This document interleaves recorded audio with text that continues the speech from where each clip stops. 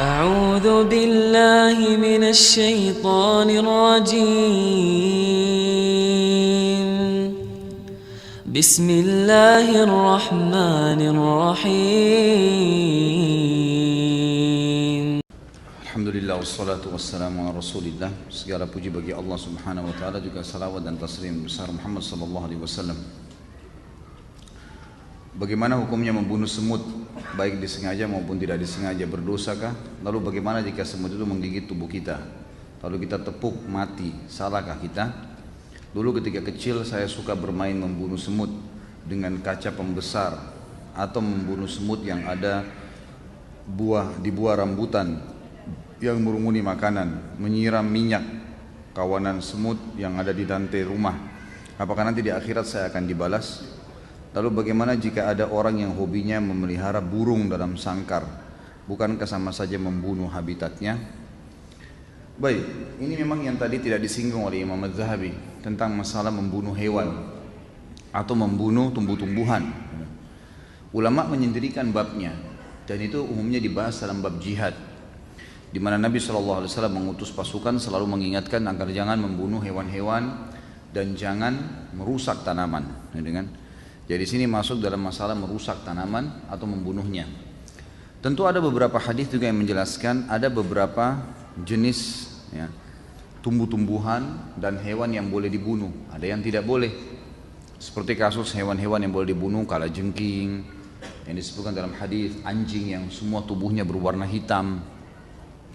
Sebagaimana hadis Nabi SAW yang berbunyi, kalau kalian mendapatkan anjing yang semuanya hitam, maka itu adalah jelmaan dari syaitan. Bunuhlah, semua hitam ya, nggak ada sedikit pun bulu warna lainnya. Itu sebuah hadis sahih riwayat Imam Muslim. Contoh, kalajengking boleh dibunuh, hewan-hewan yang berbahaya, yang mengganggu manusia. Masuk dalamnya adalah nyamuk, ya, semut di sini kalau sampai mengganggu manusia, ya, yang mengganggu saja. Tapi kalau tidak mengganggu nggak boleh. Kalau tidak mengganggu nggak boleh. Dan kita harus tahu ada hadis Nabi SAW lain di riwayat Bukhari, fi kulli kabidin ratabatin ajr. Di setiap denyut kehidupan ada pahala. Jadi kalau justru ada semut di rumah, disapu, dikeluarin dengan niat ini juga makhluknya Allah, ya sudah saya keluarin, itu dapat pahala. Dibandingkan kita membunuh tanpa alasan. Ada sebuah riwayat Bukhari juga menjelaskan seorang Nabi Allah, tapi dalam hadis ini tidak disebutkan siapa nama Nabi itu. Allah murka padanya gara-gara dia pernah tidur di bawah sebuah pohon, kemudian digigit oleh semut. Lalu kemudian dia marah, semut itu dibunuh, lalu kemudian dia perintahkan pengikutnya untuk membakar seluruh sarang semut di bawah. Di bawah dia, di bawah pohon itu banyak ada sarang semut, dibakar semuanya. Maka Allah SWT mengutus Jibril kepadanya sambil berkata, apakah gara-gara semut satu kamu membunuh semut yang lainnya? Artinya yang mengganggu saja, yang tidak mengganggu gak usah, gitu kan? Jadi ini jenis hewan yang memang boleh dibunuh dan memang dia berbahaya. Ada jenis hewan yang boleh dibunuh tanpa berbahaya, seperti kita tahu hewan-hewan yang dimakan, ayam kan disembelih, kambing nanti Idul Adha ini, unta gitu kan, kuda, mungkin ada orang menyembelih kelinci, itu semua boleh, halal. Jadi ini hewan-hewan yang boleh dibunuh. Tapi hewan-hewan yang umumnya tidak ada sebab, tidak ada sesuatu yang berbahaya dari mereka, nggak boleh. Yang diambil daripada hadis jihad tadi. Sama dengan tanaman-tanaman, ada tanaman yang boleh, seperti misalnya sayur-sayuran yang dicabut sama akarnya, ubi misalnya gitu kan, semua harus dicabut, yang otomatis mati gitu kan. Maka itu tidak ada masalah, kena dikonsumsi gitu kan. Tapi ada tumbuh-tumbuhan yang kalau tidak ada sebab, tidak dapat, terus tiba-tiba dibakar, nah itu tidak boleh. Membakar itu berarti sama dengan membakar. Jadi membakar tumbuh-tumbuhan sama dengan membakar hewan, sama dengan membakar makhluk Allah yang lain, ini tidak dibolehkan. Jadi di sini dipilah ya. Kalau yang mengganggu Anda silahkan, itu kan, itu masih boleh. Bahkan ya sapi yang mengamuk kemudian ditembak atau ini karena berbahaya bagi orang, itu tidak ada masalah karena berbahaya bagi manusia. Kalau enggak maka enggak boleh. Kalau masalah orang memelihara hewan, ini ada bab lagi sendiri. Abu Hurairah radhiyallahu anhu memelihara kucing, ya kan? Memelihara kucing, dan itu Nabi SAW tidak larang. Abu Hurairah nama lainnya Abdurrahman ibn Sakhr, tapi dikenal dengan Abu Hurairah. Hurairah artinya kucing, karena orangnya suka banyak pelihara kucing. Nah di sini Nabi SAW membiarkan, tidak ada masalah, karena dia merawat hewan-hewan itu, dia merawat. Sebagian ulama mengatakan ini khusus kucing, sebagian yang lain mengatakan masuk di antara semua hewan yang dibolehkan kalau mereka merawatnya. Ada yang mengatakan juga di sini masuk burung. Tapi saya sarankan, saran saya hanya yang ada dalilnya saja. Kalau kucing ada dalilnya, kalau tidak ada dalilnya maka jangan. Termasuk burung tidak pernah ada disebutkan sahabat memeliharanya. Maka lebih baik dilepaskan saja. Kalau itu hobi saya Ustaz, ya harus dialihkan hobinya. Karena rasa dan perasaan seorang muslim harus tunduk pada hukum Allah. Nggak boleh semua diikutin. Kalau kita mau ikutin semuanya maka semua dosa kita akan lakukan, gitu kan? Jadi harus ditundukkan. Apa benar hadis yang berbunyi barang siapa yang melakukan hubungan suami istri di malam Jumat, Kamis malam, maka pahalanya sama dengan membunuh 100 Yahudi? Ini dari mana hadisnya? Hah? Ini hadis maudhu, dusta. Nggak pernah ada. Sudah kalau mau berhubungan, berhubungan aja, nggak usah bawa hadis. Apalagi 100 Yahudi. Ini siapa yang iseng bertanya nih? Kalau mau bunuh Yahudi yang benar datang ke Palestina, nah itu baru benar. Bagaimana bunuh diri karena cinta? Apakah arwahnya akan gentayangan tergantung di antara langit dan bumi karena belum ajalnya jadi langit tidak mau menerima, bumi pun enggan? Apakah orang yang bunuh diri di dunia maka takdirnya yang ditulis di Lauhul Mahfuz dia akan bunuh diri? Ini bunuh diri itu tidak boleh, haram dalam agama. Dan ada babnya sendiri, nanti kita bahas, jangan terburu-buru. Apapun alasannya nggak boleh bunuh diri. Tidak ada, kalau bunuh diri, kalau tadi membunuh masih ada celah-celahnya. Tapi kalau bunuh diri nggak boleh, sama sekali mutlak nggak boleh. Itu dosa besar. Alasannya apapun, apalagi kalau kena cinta. Apa cinta, mau bunuh diri gara-gara cinta? Saya gila kalau tidak nikah sama orang itu, akhirnya bunuh diri. Kenapa? Gila bener nanti. Memang cuma dia laki-laki, memang cuma dia perempuan, banyak, gitu kan? Banyak. Dan bukan cuma 1-2 suku, ada ratusan suku di muka bumi ini. Ardunya, buminya Allah luas. Kenapa harus bunuh diri gara-gara cinta? Ini karena tidak ada punya iman ini, imannya nggak ada. Ada memang hadis yang berbunyi, ruh seorang mukmin akan bergantung antara langit dan bumi kalau utangnya masih belum dilunasi. Itu memang benar. Tapi itu kalau utang, bukan masalah dia bunuh diri. Kalau bunuh diri ya sudah tetap disiksa oleh Allah Subhanahu wa taala di kuburan karena dia melakukan dosa besar, gitu kan? Dan tidak ada namanya ruh gentayangan. Sudah kita jelaskan masalah ini. Enggak ada ruh gentayangan, enggak ada ceritanya kuburan terbuka pocong keluar. Enggak ada ceritanya tangan tarik-tarik orang dari kloset, itu tuh dusta semua, enggak ada. Itu cuma sinetron film tuh yang dibuat-buat. Jadi itu semua tidak benar, tidak ada dalam Islam. Orang kalau masuk kuburan, taman dari taman surga atau lubang dari lubang neraka, enggak ada yang lain. Enggak mungkin terjadi dia gentayangan ganggu orang lain. Jadi itu tidak mungkin, ya. Itu tidak terjadi. Kalau masalah takdirnya, ya memang dicatat di Lauhul Mahfuz, tapi itu takdir ikhtiar, ya. Proses seseorang mati itu ikhtiar dia. Kasus ajalnya datang di mana, dicabut ruh oleh malaikat, itu takdir mutlak. Saya sudah pernah jelaskan. Jadi takdir ada 2 macam, ada yang mutlak, tidak ada campur tangan kita di situ.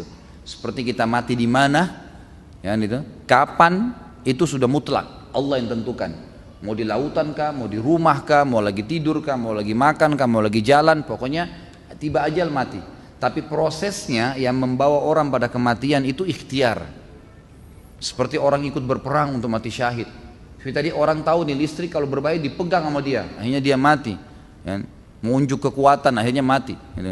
Nah ini berarti dia bunuh diri. Proses ini dinilai oleh Allah Subhanahu Wa Taala. Kalau dia prosesnya baik, dia kena mati syahid, membela kehormatan, maka kebetulan ajalnya datang, itu berarti dia ditutup dengan kebaikan. Tapi kalau proses ini dia buat keburukan, ya buruk. Lauhul Mahfuz tercatat, dia milih bunuh diri misalnya, itu dosa besar. Maka berarti dia berdosa di sini. Ya. Jika dalam perjalanan safar ketika mengendarai mobil tiba-tiba terjadi kecelakaan karena kecepatan tinggi kemudian menyebabkan adanya beberapa penumpang yang meninggal dan luka-luka, apakah sopir tersebut berdosa karena ada korban?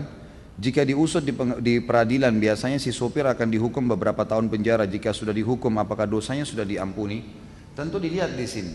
Dia cepat itu memang cepat yang normal, biasa, nggak ada masalah. Terus terjadi kecelakaan, ban tiba-tiba meledak, ya, rusak dan seterusnya, itu lain, itu nggak ada dosa. Tapi kalau dia maksudkan, memang dia maksudkan, dia sengaja melakukan, kan dia tahu niatnya. Kalau dia niatnya maksudkan berarti dia menjadi penyebab dosa di sini. Ada yang mati, ada yang luka, ya dia berdosa. pastinya begitu. Pastinya begitu.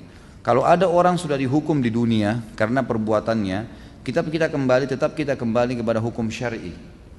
Hukum syar'i menjelaskan kepada kita ada dua jenis dosa. Ada dosa yang berhubungan dengan Allah saja, zina, tidak sholat, tidak puasa, tidak haji, antara dia dengan Allah. Dia taubat sama Allah, Allah terima, sudah selesai. Tapi ada dosa yang berhubungan dengan haknya manusia. Ini harus taubat kepada Allah dan mengembalikan haknya si manusia tadi. Seperti misalnya mencuri, menggunjing. Curi itu selain taubat kepada Allah, dia harus minta maaf kepada orang yang pernah dicuri barangnya, mengembalikan barang itu. Nanti ada bab dosa besar mencuri, itu akan kita panjang lebar bahas insya Allah. Maka di sini dia harus lihat, kalau dia memang sengaja ugal-ugalan bawa mobil, balap-balapan, akhirnya dia lihat ada orang yang saingin di sebelahnya, kemudian dia ikut-ikutan balap, padahal dia menumpang, banyak penumpang yang sana, dia terus kecelakaannya, dia berdosa. Ada yang terbunuh, ya dia penyebabnya. Sama kasus tadi sudah kita berikan contoh-contohnya. Itu berarti dia dapat dosa di situ. Masalah dia dihukum di sini, dia dihukum penjara, apakah sudah lepas hukumnya di akhirat? Tentu tidak. Secara akhirat tidak lepas, karena untuk melepaskan diri di akhirat dia harus minta maaf sama keluarga-keluarga orang yang terbunuh ini. Di antaranya dalam Islam dia harus bayar denda.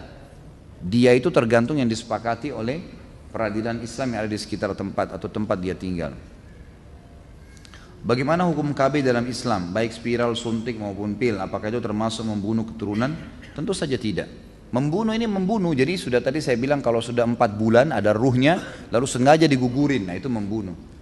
Kalau menggunakan spiral, menggunakan alat KB sebelum terjadi kehamilan, itu tidak ada masalah. Dalam banyak hadis, diantaranya hadis Bukhari, bahwasanya para sahabat mengatakan kami dulu berazal. Azal itu menumpahkan sperma di luar kemaluan istri karena tidak mau hamil. Sementara Al-Quran, ayat Al-Quran turun dan kami tidak dilarang. Jadi dibolehkan berazal itu. Dan azal ini ulama tarik sampai sekarang dengan menggunakan alat-alat ya KB ini, dan kalau memang tidak ada hubungannya dengan hal-hal yang haram, gitu kan? Jadi nggak ada masalah. Ini di zaman Nabi SAW ada. Jadi yang membunuh memang sudah ada fisiknya lalu dibunuh. Nah, itu yang dimaksud. Dalam Islam menikahlah karena agama, kecantikan, harta dan keturunan. Jika akan menikah, apakah sebaiknya dilakukan cek pemeriksaan medis kedua pasangan untuk mengetahui ada tidaknya penyakit seperti kista atau miom, perbedaan resus darah plus dan minus atau positif negatif yang dapat mempengaruhi mendapatkan keturunan, atau lillahi ta'ala. Karena ada saudara anak yang menikah, ternyata setiap punya anak sudah 3 kali berturut-turut, umurnya tidak lebih dari 5 tahun lalu meninggal. Setelah diteliti ternyata adanya resus dan tidak bisa disatukan dari pasangan tersebut. Ada juga yang ternyata di rahim istri ada kista dan miom. Ada juga karena pergerakan sperma suami yang lambat dan faktor-faktor genetik. Bagaimana menyikapi hal ini? Sebenarnya bukan harus ya, boleh saja. Kalau dalam hadis sebenarnya bukan menikahi karena agama, karena kecantikan, harta dan keturunan, tapi itu opsi pilihan. Ada yang opsi pilihan seperti misalnya kecantikan dan harta ini opsi pilihan. Tapi kalau agama dengan keturunan ini memang perintah. Memang harus dibedain. Seperti sabda Nabi SAW, kalau datang kepada kalian, kepada wanita dan walinya yang kalian ridhoi agama dan akhlaknya, maka terima lamarannya. Kalau tidak terjadi kerusakan di muka bumi. Berarti di sini tidak ada opsi nih, penekanan harus dipilih, gitu kan? Kalau datang yang soleh diterima lamarannya. Laki-laki juga begitu, perempuan dinikahi karena kecantikan, karena keturunan, ya, karena harta dan karena agama. Tapi dahulukan agama, ada perintah penekanan masalah agama, tidak ada opsi di sini. Ya, tapi yang 3 tadi, keturunan, agama, keturunan, harta dan juga kecantikan, fisik ini adalah pilihan. Ya, ada opsi-opsi di situ. Tapi kalau agama nggak ada opsi, jadi kita bedain di sini ya. Termasuk masalah keturunan sebenarnya betul, itu bukan opsi ya, tapi dia memang satu hal yang memang harus diperhatikan.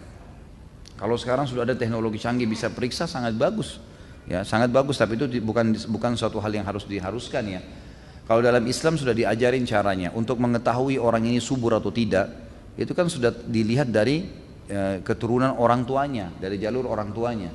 Saya sudah pernah sampaikan, salah satu metode untuk ta'aruf dalam Islam, 3 hal: melihat fisiknya yang menarik buat kita, yang dibolehkan wajah dan telapak tangan. Kemudian kita melihat untuk mengetahui nanti gen kita ke bawah keturunan, baik itu secara fisik subur atau tidak, atau secara karakter kita cukup melihat keluarga ayahnya. Keluarga ayah laki-laki dan keluarga ayah perempuan ini dilihat. Kalau umumnya mereka subur, punya keturunan banyak, gitu kan. Secara fisik kita lihat mungkin orangnya kita ingin keturunan kita nanti tinggi besar atau berkulit putih misalnya. Itu semua dari gen ayah, jalur ayah. Jalur ayah si perempuan dan jalur ayah si laki-laki. Kalau karakter jalur ibunya, ya, jalur ibu si istri dan jalur ibu si suami. Itu sudah cukup sebenarnya, sudah cukup. Tapi kalau ada orang mau mengadakan penelitian atau pengetesan secara medis itu boleh-boleh saja, nggak ada masalah.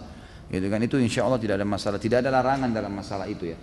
Tapi tidak dikatakan salah kalau orang tidak melakukannya, karena ini sudah diajarkan. Dan yang ketiga kita melihat setelah mengenal keluarganya kita melihat lingkungannya, gitu kan, di mana dia bekerja. Jadi kalau mau menikah tinggal tanya, kamu kalau weekend kemana saja? Oh saya kalau weekend biasanya di karaoke ini, biasa di diskotik ini, biasa saya minum bir di sini dan seterusnya, ya sudah tahu lah, gitu kan. Nah, jadi sudah bisa diambil. Tapi kalau saya kalau weekend ke taklimnya Ustadz Khalid di Blok M, misalnya kan lain. Bagaimana hukumnya orang dalam keadaan terdesak, misal dalam keadaan perang dan akan dirampok atau diperkosa? Haruskah dia melawan sampai terbunuh atau dibolehkan dia membunuh penjahat itu? Bagaimana jika ada kemampuan untuk melawan? Haruskah bunuh diri untuk menjaga kehormatan? Apakah hal ini dibolehkan atau harus pasrah saja? Tentu tidak boleh menyerah, ya kan? Melawanlah, melawan semaksimal mungkin. Dan kalau anda terbunuh anda mati syahid, gitu kan? Jadi opsinya adalah kalau memang akan diganggu, akan diperkosa kalau perempuan, dan dia melawan maksimal, jangan pasrah, nggak boleh. Kalau ajal anda datang anda akan mati kok pada saat itu, dan kalau mati dalam keadaan syahid itu luar biasa. Jangan terpengaruh dengan melihat fisik orang yang mati ya. Seperti kasus orang yang kemarin di Masjid Haram kena mati, itu matinya hari Jumat, lagi sujud, lagi haji, luar biasa itu. Artinya gini, saya sampaikan ke jamaah pengajian saya, ada yang sampai nyorotin Saudi buruk dan segala, kok bisa? Itu takdirnya Allah, gimana caranya kita mau salah-salahin? Biar juga dia lagi di Indonesia tuh, tetap mati pada saat itu, kalau datang ajalnya. Malah luar biasa matinya di Masjid Haram. Dan saya dengar sendiri cuplikan dari para pengawas di Masjid Haram mengatakan, ini yang rubuh nih, yang rubuh, itu sesuatu yang secara hitung-hitungan matematika nggak mungkin jatuh, nggak mungkin rubuh dah. Ini secara hitung-hitungan sudah nggak mungkin, ini tercanggih menggunakan alat canggih di dunia, bahan-bahannya luar biasa, sudah sangat luar biasa. Kok bisa gitu? Sampai ada yang mengatakan bukan mustahil dari salah satu orang yang mati itu mungkin berdoa minta mati syahid di haram tuh. Sampai Allah datangin petir, kan waktu itu petir ya, datang petir, hujan, akhirnya rubuh tuh bangunan. Yang tidak mungkin rubuh kalau syahid dengan mati nggak mungkin. Kayak antum lagi berdiri gini, tiang ini tembok sudah dipasang semen, sudah dipasang besi, sudah bagus, tiba-tiba rubuh tanpa sebab. Terus mengenai orang-orang tertentu gitu kan. Memang itu subhanallah, kembali kepada hukum Allah subhanahu wa ta'ala. Bagaimana hukumnya bagi orang yang aborsi sekalipun dalam usia dini 1, 2, 3 bulan sebelum ditiupkan ruh dalam janin? Jika dengan alasan medis bagaimana, dan jika dengan alasan malu karena hubungan di luar nikah termasuk dosa besar kah? Kan sudah pernah saya bilang, tadi saya sudah bilang, kalau dia di bawah 4 bulan belum ada ruhnya, ini masih diperselisihkan oleh para ulama. Kalau dia memang berbahaya bagi si perempuan itu, kalau dia hamil dan seterusnya, maka itu tidak ada masalah karena dianggap belum ada ruhnya, gitu kan. Saya tidak tahu di sini pendapat ulama tentang masalah kalau ada orang yang hamil di luar nikah boleh atau tidak digugurkan, itu di bawah 4 bulan saya tidak tahu. Tapi umumnya pendapat ulama di bawah 4 bulan masih ada, umumnya mereka membolehkan karena dianggap belum ada ruhnya kalau ada masalah. Apa benar Umar bin Khattab dulu pernah membunuh anaknya hidup-hidup? Ini lebih banyak ulama mendhaifkan, melemahkan riwayatnya, gitu ya. Mendhaifkan riwayatnya. Kalaupun ada yang berpegang pada riwayat ini, itu zaman dulu, zaman jahiliyah. Umar bin Khattab belum jadi muslim. Bahkan Umar mengatakan dalam hadis Bukhari, dulu sebelum saya mengenal Islam saya pemabuk keras, mabuk. Salah satu opsi, salah satu riwayat yang menyebutkan Umar bin Khattab masuk Islam, dia bilang, waktu saya keluar, saya setiap pagi sampai malam mabuk, minum terus khamr. Waktu saya keluar mau cari khamr, saya melihat Rasulullah SAW lagi duduk dekat Ka'bah. Maka saya pun menyelip-nyelip di antara kain kiswanya Ka'bah sampai mendekati Nabi dan mendengarkan apa yang dia baca. Lalu kemudian Nabi menegur saya dan saya pun syahadat. Salah satu kisahnya. Nah, ada opsi yang ada cerita-cerita yang lain mengatakan Umar masuk dengan cara yang lain, dengan cara adiknya Fatimah yang baca Quran. Tapi seperti itulah gambarannya, gitu kan. Jadi itu apapun yang terjadi, kalaupun dibenarkan, itu adalah sebelum Islam, lain. Sebelum Islam nggak dihitung. Jika di zaman jahiliyah dulu kayak di zaman Fir'aun, Jika keluar bayi laki-laki maka dibunuh. Namun di zaman modern seperti saat ini, bayi baru masih di kandungan sudah dibunuh, digugurkan. Orang lebih kejam zaman sekarang ya Ustaz. Ini nggak tahu, Allahu a'lam. Tergantung dia kejamnya seperti apa. Ini kapan sempatnya nih ngetik seperti ini, Masya Allah, rapi benar nih. Baru bahas apa sudah disiapin, bab membunuh. Bagaimana dengan hal pembunuhan karakter, berdosakah? Seperti kasus artis dihujat dan sedang diheboh, cuma karena mengatakan ini fitnah, ini masalah fitnah saja. Fitnah lain lagi ya, itu dosa sendiri, nanti akan ada dosanya, ada bahasannya. Jadi tidak dikatakan ini istilah pembunuhan karakter itu kan cuma istilah. Bunuh tadi kita sudah bilang secara fisik sampai ruhnya orang itu hilang, gitu kan. Tapi fitnah memang lebih berat dosanya daripada membunuh itu. Karena Allah mengatakan wal fitnatu asyaddu minal qatl. Fitnah lebih keras daripada membunuh. Malah itu lebih berat sebenarnya, gitu kan. Lebih berat daripada masalah ini. Kalau masalah mengirim al-fatihah untuk orang mati dipermasalahkan, bahkan dikatakan penganut Wahabi, sedangkan dengan ada ustadz kawakan di TV yang mengatakan Nabi tidak dijamin masuk surga dan tidak wajib pakai jilbab, malah diam-diam saja. Gini loh, kalau saya pribadi nggak usah terlalu terpancing dengan apa yang sedang ada gitu ya. Ini proses, ya proses. Nanti masyarakat bisa bedain kok. Kalau menurut saya nggak usah ikut-ikutan, sudahlah. Biarkan saja berlalu mereka berbicara. Kita sudah tahu mana yang benar, mana yang salah, gitu kan? Udahlah. Untuk apa habisin energi kalau saya itu untuk ribut-ributan, jor-joran? Kalau saya melihat malah ini banyak orang awam di Indonesia yang tidak mengerti, malah sekarang bertanya, oh begitu ya? Malah mereka jadi mau belajar gara-gara itu kan? Jadi itu cara Allah Subhanahu Wa Taala. Apakah menyuntik mati termasuk dosa besar? Misal kejadian karena sakit yang diderita oleh pasien dirasakan orang keluarga dokter yang melihatnya nggak tega, maka pasien tersebut lalu disuntik mati. Lalu bagaimana jika kasus dokter malpraktek karena salah diagnos, salah obat yang menyebabkan kematian, berdosakah? Tentu saja kalau dia disuntik mati, dosa, nggak boleh itu. Dokternya dosa, keluarganya dosa. Tentu saja tidak boleh, ya, tidak boleh sama sekali, itu dilarang, ya, tidak boleh sama sekali ini.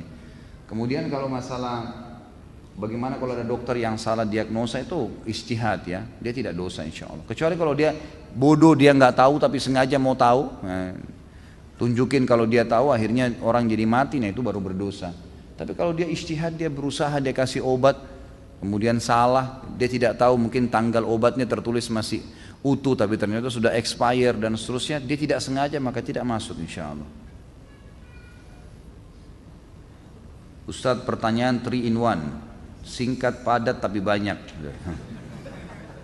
Jika makmum terlambat masbuk di masjid tapi sholat berjamaah sudah selesai namun ingin mendapatkan fadilah berjamaah, jika ada satu orang yang sedang sholat sunnah ba'diyah, bolehkah kita menjadi dia? Bolehkah jadikan dia imam? Haruskah kita tepuk bahu dia atau merapat saja di sisi kanannya? Bagaimana jika kita jumpai sudah di posisi tahiyat akhir? Apakah kita langsung ikutan saja tahiyat akhir dengan niat di hati sholat wajib?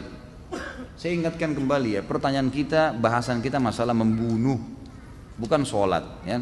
Itu nanti ada bahasanya sendiri sholat, jangan ditanya tumpah tindih nih.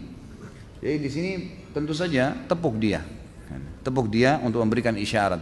Dia berdiri atau dia duduk, supaya dia tahu. Jangan tiba-tiba dia kaget ada orang di sebelahnya gitu kan. Jadi ditepuk saja, memberikan isyarat. Masalah dia terima nggak terima jadi imam mungkin karena tidak paham, itu nggak apa-apa. Yang penting antum sudah kasih isyarat.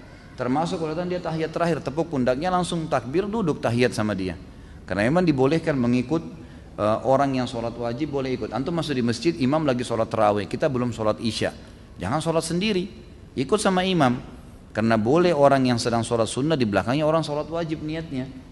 Karena pernah terjadi zaman Nabi SAW dalam hadis Bukhari, Abu Bakar pernah sholat menjadi imam dari sahabat yang belum sholat berjamaah karena dia datang telat dan dia sendirian. Waktu Nabi SAW bilang siapa yang mau bersedekah buat dia, saudaranya ini, maka Abu Bakar berdiri. Abu Bakar menjadi imam, padahal Abu Bakar sudah sholat tadi. Berarti hukumnya sudah sunnah bagi Abu Bakar tuh. Tapi karena dia lebih afdal, maka dia pun akhirnya menjadi imam. Ustaz, mohon doakan kesembuhan orang tua saya yang sedang sakit dan seluruh kaum muslimin yang sedang ditimpa musibah baik di Indonesia, ada yang sedang menjalankan ibadah haji, semoga diberikan ketabahan. Apakah orang yang putus asa karena penyakit yang dideritanya atau orang tua tak kunjung sembuh, kemudian beliau berkata, jika seperti ini rasanya saya ikhlas mati saja. Bolehkah beliau, berdosakah beliau? Bagaimana menasihati supaya tetap semangat hidup? Tentu saja semoga Allah Subhanahu wa taala menyembuhkan semua orang yang sakit dari muslimin, mengangkat masalah-masalah yang sedang dihadapi, dan itu terus kita doakan. Saya juga mengajak diri saya dan teman-teman sekalian untuk rajin berdoa. Itu harus kita lakukan memang ya. Semoga saja dikabulkan apa yang dikatakan tadi. Kemudian kalau orang yang sakit dalam kondisi betul-betul dia parah, maka ada hadis Nabi SAW yang berbunyi, jika seseorang, kata Nabi SAW, di antara kalian, janganlah seseorang dari kalian berharap kematian, meminta kematian. Tapi kalau dia betul-betul dalam kondisi tidak bisa tahan, dia mengatakan, ya Allah, hidupkanlah saya kalau mati lebih baik buat saya, dan matikanlah saya kalau mati lebih baik buat saya. Itu yang boleh dikatakan. Atau kurang lebih hampir sama dengan apa yang dikatakan tadi di sini. Mana yang saf lebih utama jika ada dua lantai masjid, saf terakhir di lantai bawah atau saf pertama di lantai atas? Saf pertama, walaupun di lantai atas, jadi tetap saja asal dia bersambung, tinggal di bawah atau di atas itu sama aja. Jika ada dua handphone baru, yang lama mana yang akan dipilih? Mustahil yang lama akan dipilih, pasti akan dianggurin, dibuang. Apa ini? Mustahil bisa adil. Apa yang ditanya? Jika berlaku adil adalah hukumnya wajib, untuk apa menjalankan sunnah yang jika dikerjakan malah bisa menjerumuskan ke hal yang menyebabkan seorang menjadi tidak adil? Begitulah pernyataan balik yang dilemparkan istri kepada suami ketika sedang mendengarkan ustadz menjelaskan poligami. Bagaimana menyikapi pertanyaan ini? Maaf ustadz, ujung-ujungnya bukan cari gara-gara. Gimana tuh Pak Yoyo? Jelas-jelas cari gara-gara ya. Jadi sabar aja gitu kan. Begini aja, ini selalu poligami. Ini teman-teman yang mau poligami harus jadi ahli perayu. Belajar merayu dong. Masa nggak bisa taklukin istri gitu kan? Bukan dengan kekuatan, dengan rayuan, dengan hadiah. Masa mesti diajarin? Ya harus bisa lah. Nggak bisa perempuan tuh pakai perasaan. Kalau antum datang mau poligami dengan power, saya akan menikah, pokoknya enggak mau tahu. Gitu. Nah, salah. Jadi diajarin, enggak boleh. Rayulah, taklukin dia, gitu kan? Jadi mungkin dengan bercanda, mungkin dengan ini, mungkin dengan apa saja kebutuhannya dipenuhi ya, itu insya Allah bisa, gitu kan? Gak usah terlalu banyak tanya poligami lah. Ya. Nikah aja dulu, lancar dulu. Nanti kalau sudah lancar semua, nah, sudah mau melangkah ke langkah selanjutnya baru ada praktek khusus sama saya nanti. Pak Ustaz, saya mau tanya, kalau kurban buat orang yang masih hidup, apa ini? Korban buat orang yang masih hidup, orang yang sudah meninggal atau buat diri sendiri, ada dalilnya tidak? Kita kurban atas nama Nabi, boleh tidak Pak Ustaz? Jadi tentu pendapat ulama tentang masalah sampaikah pahala kurban untuk orang yang sudah meninggal, khilaf di antara ulama. Beranjak daripada hadis Nabi, waktu beliau menyembelih, beliau mengatakan ini untukku dan umatku yang belum menyembelih. Dari hadis inilah berselisih pendapat ulama. Ada yang mengatakan yang dimaksud di sini, yang mengatakan tidak ada lagi pahala sembelihan untuk orang mati, beranjak daripada hadis ini juga. Mereka mengatakan yang dimaksud oleh Nabi SAW adalah umatnya yang masih hidup, yang tidak sempat menyembelih. Pendapat kedua yang mengatakan bahwasanya sampai pahala sembelihan untuk orang mati, beranjak daripada hadis yang sama. Mereka mengatakan yang dimaksud oleh Nabi SAW ini untukku dan umatku yang belum menyembelih, yang hidup dan yang sudah mati. Dan banyak dinukil dari perkataan para salaful ummah. Kalau diantaranya Ibnu Taimiyah pernah menukil perkataan kalau zabah itu sembelihan juga akan sampai kepada orang-orang yang sudah meninggal. Karena ada beranjak daripada hadis tadi. Allahu a'lam. Apabila seorang wanita tidak dinafkahi dengan benar selama belasan tahun sehingga si wanita harus meminta makan dan kebutuhan harian dari orang tua si wanita, apakah si wanita boleh mencari nafkah sendiri dengan meninggalkan anak-anak mereka di rumah, anak-anaknya dititip ke keluarga? Bisa. Dan bahkan dia bisa mengambil harta suaminya diam-diam, gitu kan? Itu disebutkan dalam hadis Bukhari. Tapi yang dia ambil hanya haknya. Beranjak daripada hadis Hindun, istri Abu Sufyan, yang pernah mengatakan, ya Rasulullah, Abu Sufyan orang yang sangat pelit, tidak pernah mau tahu kebutuhan saya sama anak saya, pokoknya nggak pernah kasih duit. Dia pulang cuma tahu sudah ada makanan. Ini super luar biasa. Maka kata Hindun, ya Rasulullah, boleh nggak saya ambil duitnya Abu Sufyan? Kata Nabi SAW, boleh kau ambil, tapi hanya kebutuhanmu sama anakmu saja. Jangan lebih haram, mencuri. Gitu kan? Artinya nafkah itu sesuatu yang kalau tidak ada, tidak bisa jalan roda kehidupan, maka itu dibolehkan. Sebatas itu. Tapi kalau dia mau bekerja misalnya, karena suaminya nggak kasih duit, memang tidak penuhi ya. Lain kalau suami itu memang pas-pasan kerjanya, ya itulah penghasilannya, ya si istri harus sabar, terima itu saja, udah jalanin gitu kan. Tapi kalau memang suaminya sama sekali nggak mau peduli, kayak dalam perkataan ini memang suami nggak pernah kasih, ya di sini ulama mengatakan boleh dia keluar untuk mencari nafkah, minta pada orang tuanya atau dia bekerja, ya karena memang kalau tidak suaminya nggak menjalankan kewajiban, bagaimana? Dia tidak mungkin bisa hidup dengan cara lain gitu. Mau tanya mengenai kisos. Kita yang tinggal di Indonesia tidak menggunakan kisos, apakah dosa kita tidak diampuni apabila belum sesuai hukum kisos? Misal pencuri seharusnya dipotong tangan, namun hukum di Indonesia hanya di penjara. Bagaimana kita apabila pernah berdosa mencuri? Apakah cukup dengan taubat tanpa dikisos? Tentu saja taubat sudah mencukupi ya. Taubat mencukupi. Kalau dia sudah taubat, insya Allah sudah cukup. Nggak perlu lagi dia dikisos. Nabi SAW seringkali kalau ada sahabat yang datang mengeluh minta dikisos, itu beliau langsung mengalihkan.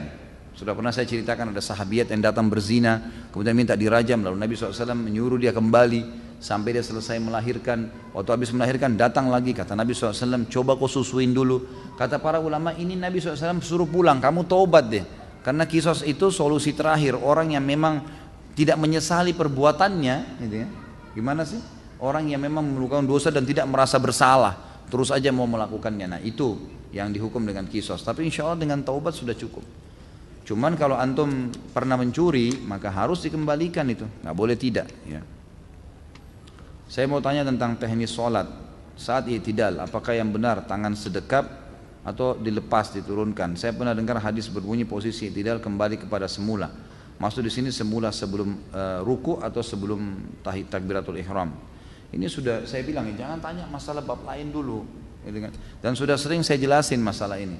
Jadi yang saya sering jelasin bahwasanya hadisnya satu, Nabi SAW dikatakan kalau bangun dari ruku kembali anggota tubuhnya seperti semula. Nah di sini ulama jadi dua pendapat, yang mengatakan seperti semula ini sebelum salam, maka sami Allahu liman hamidah, tangannya turun ke sebelah kiri kanan tubuhnya.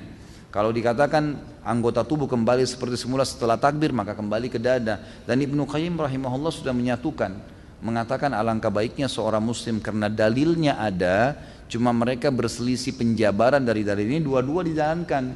Sesekali bersedekap, sesekali dia tidak bersedekap. Saya hidup tapi saya merasa hampa. Ya. Cara mengasah keyakinan yang tumpul hidayah, apa bentuknya? Majelis ilmu, ilmu itu, majelis ilmu seperti ini hadirin, ya. Bukan cuma ini, siapa saja, jangan ditambah. Ini aja masih banyak, saya bingung nih. Jadi majelis ilmu selalu hadirin, jadwalin, bukan cuma di sini, bukan cuma Rabu malam nih, di mana saja ada ustadz-ustadz insya Allah yang kompeten dipelajari. Kalau enggak dengarin, lagi di motor, lagi di mobil, dengarin ceramah. Terus ilmu itu nanti akan mendatangkan iman. Iman ini kalau sudah ada, maka orang lemah menjadi kuat, orang malas jadi rajin, orang miskin jadi kaya, orang penakut jadi pemberani. Iman mengubah semuanya, mengubah semua. Kalau iman sudah ada, luar biasa. Orang buruk jadi baik, semuanya. Karena iman ini, makanya dengan majelis ilmu itu yang bisa membantu. Kalau antum malas majelis ilmu susah. Saya sering bahasakan pengalaman saya, kadang-kadang saya sehari kalau nggak isi pengajian saya rasa lain dibandingkan dengan saya selalu isi ceramah gitu, semangat itu lain. Saya sebenarnya sendiri dalam ceramah seperti ini sedang mencas iman saya sendiri. Kembali lagi saya hadir, kembali lagi saya menyampaikan, kembali lagi saya mengingat riwayat-riwayat, hukum-hukum. Jadi terus-menerus rasa tercas gitu kan. Istri saya tahu saya rasanya nggak pengen ada libur ceramah satu hari pun. Jadi walaupun dalam satu hari cuma sekali saya ceramah, kalaupun saya di rumah, saya berusaha kadang-kadang kalau waktu lowong saya balas SMS atau WhatsApp di mana orang bertanya agama, jadi tersibukkan dengan itu. Majelis ilmu itu penting, ilmu itu yang bisa membentuk keimanan, dan iman kalau sudah ada aman semuanya bisa berubah. Kapan baiknya anak laki-laki disunat atau dikhitan? Bolehkah sejak masih bayi, jika sudah dewasa belum dikhitan, apakah tetap harus dikhitan? Apakah anak perempuan juga dikhitan? Karena saya pernah membaca hadis khitan disunnahkan bagi kaum laki-laki dan mulia bagi kaum wanita. Sahihkah hadis ini riwayat Baihaqi? Maka di sini wajibkah perempuan dikhitan disunat juga? Tapi saya tidak tahu bagian apa yang mau disunatnya. Baik, tentu saja boleh kapan saja dikhitan. Kalau anak saya khitan dari bayi. Kalau anak saya pribadi itu dari bayi sudah saya khitankan yang laki-laki, dan alhamdulillah sangat baik gitu kan. Sangat baik. Yang saya tahu juga di zaman Nabi SAW itu bayi biasanya baru lahir sudah dikhitan. Dan itu jauh lebih baik ya.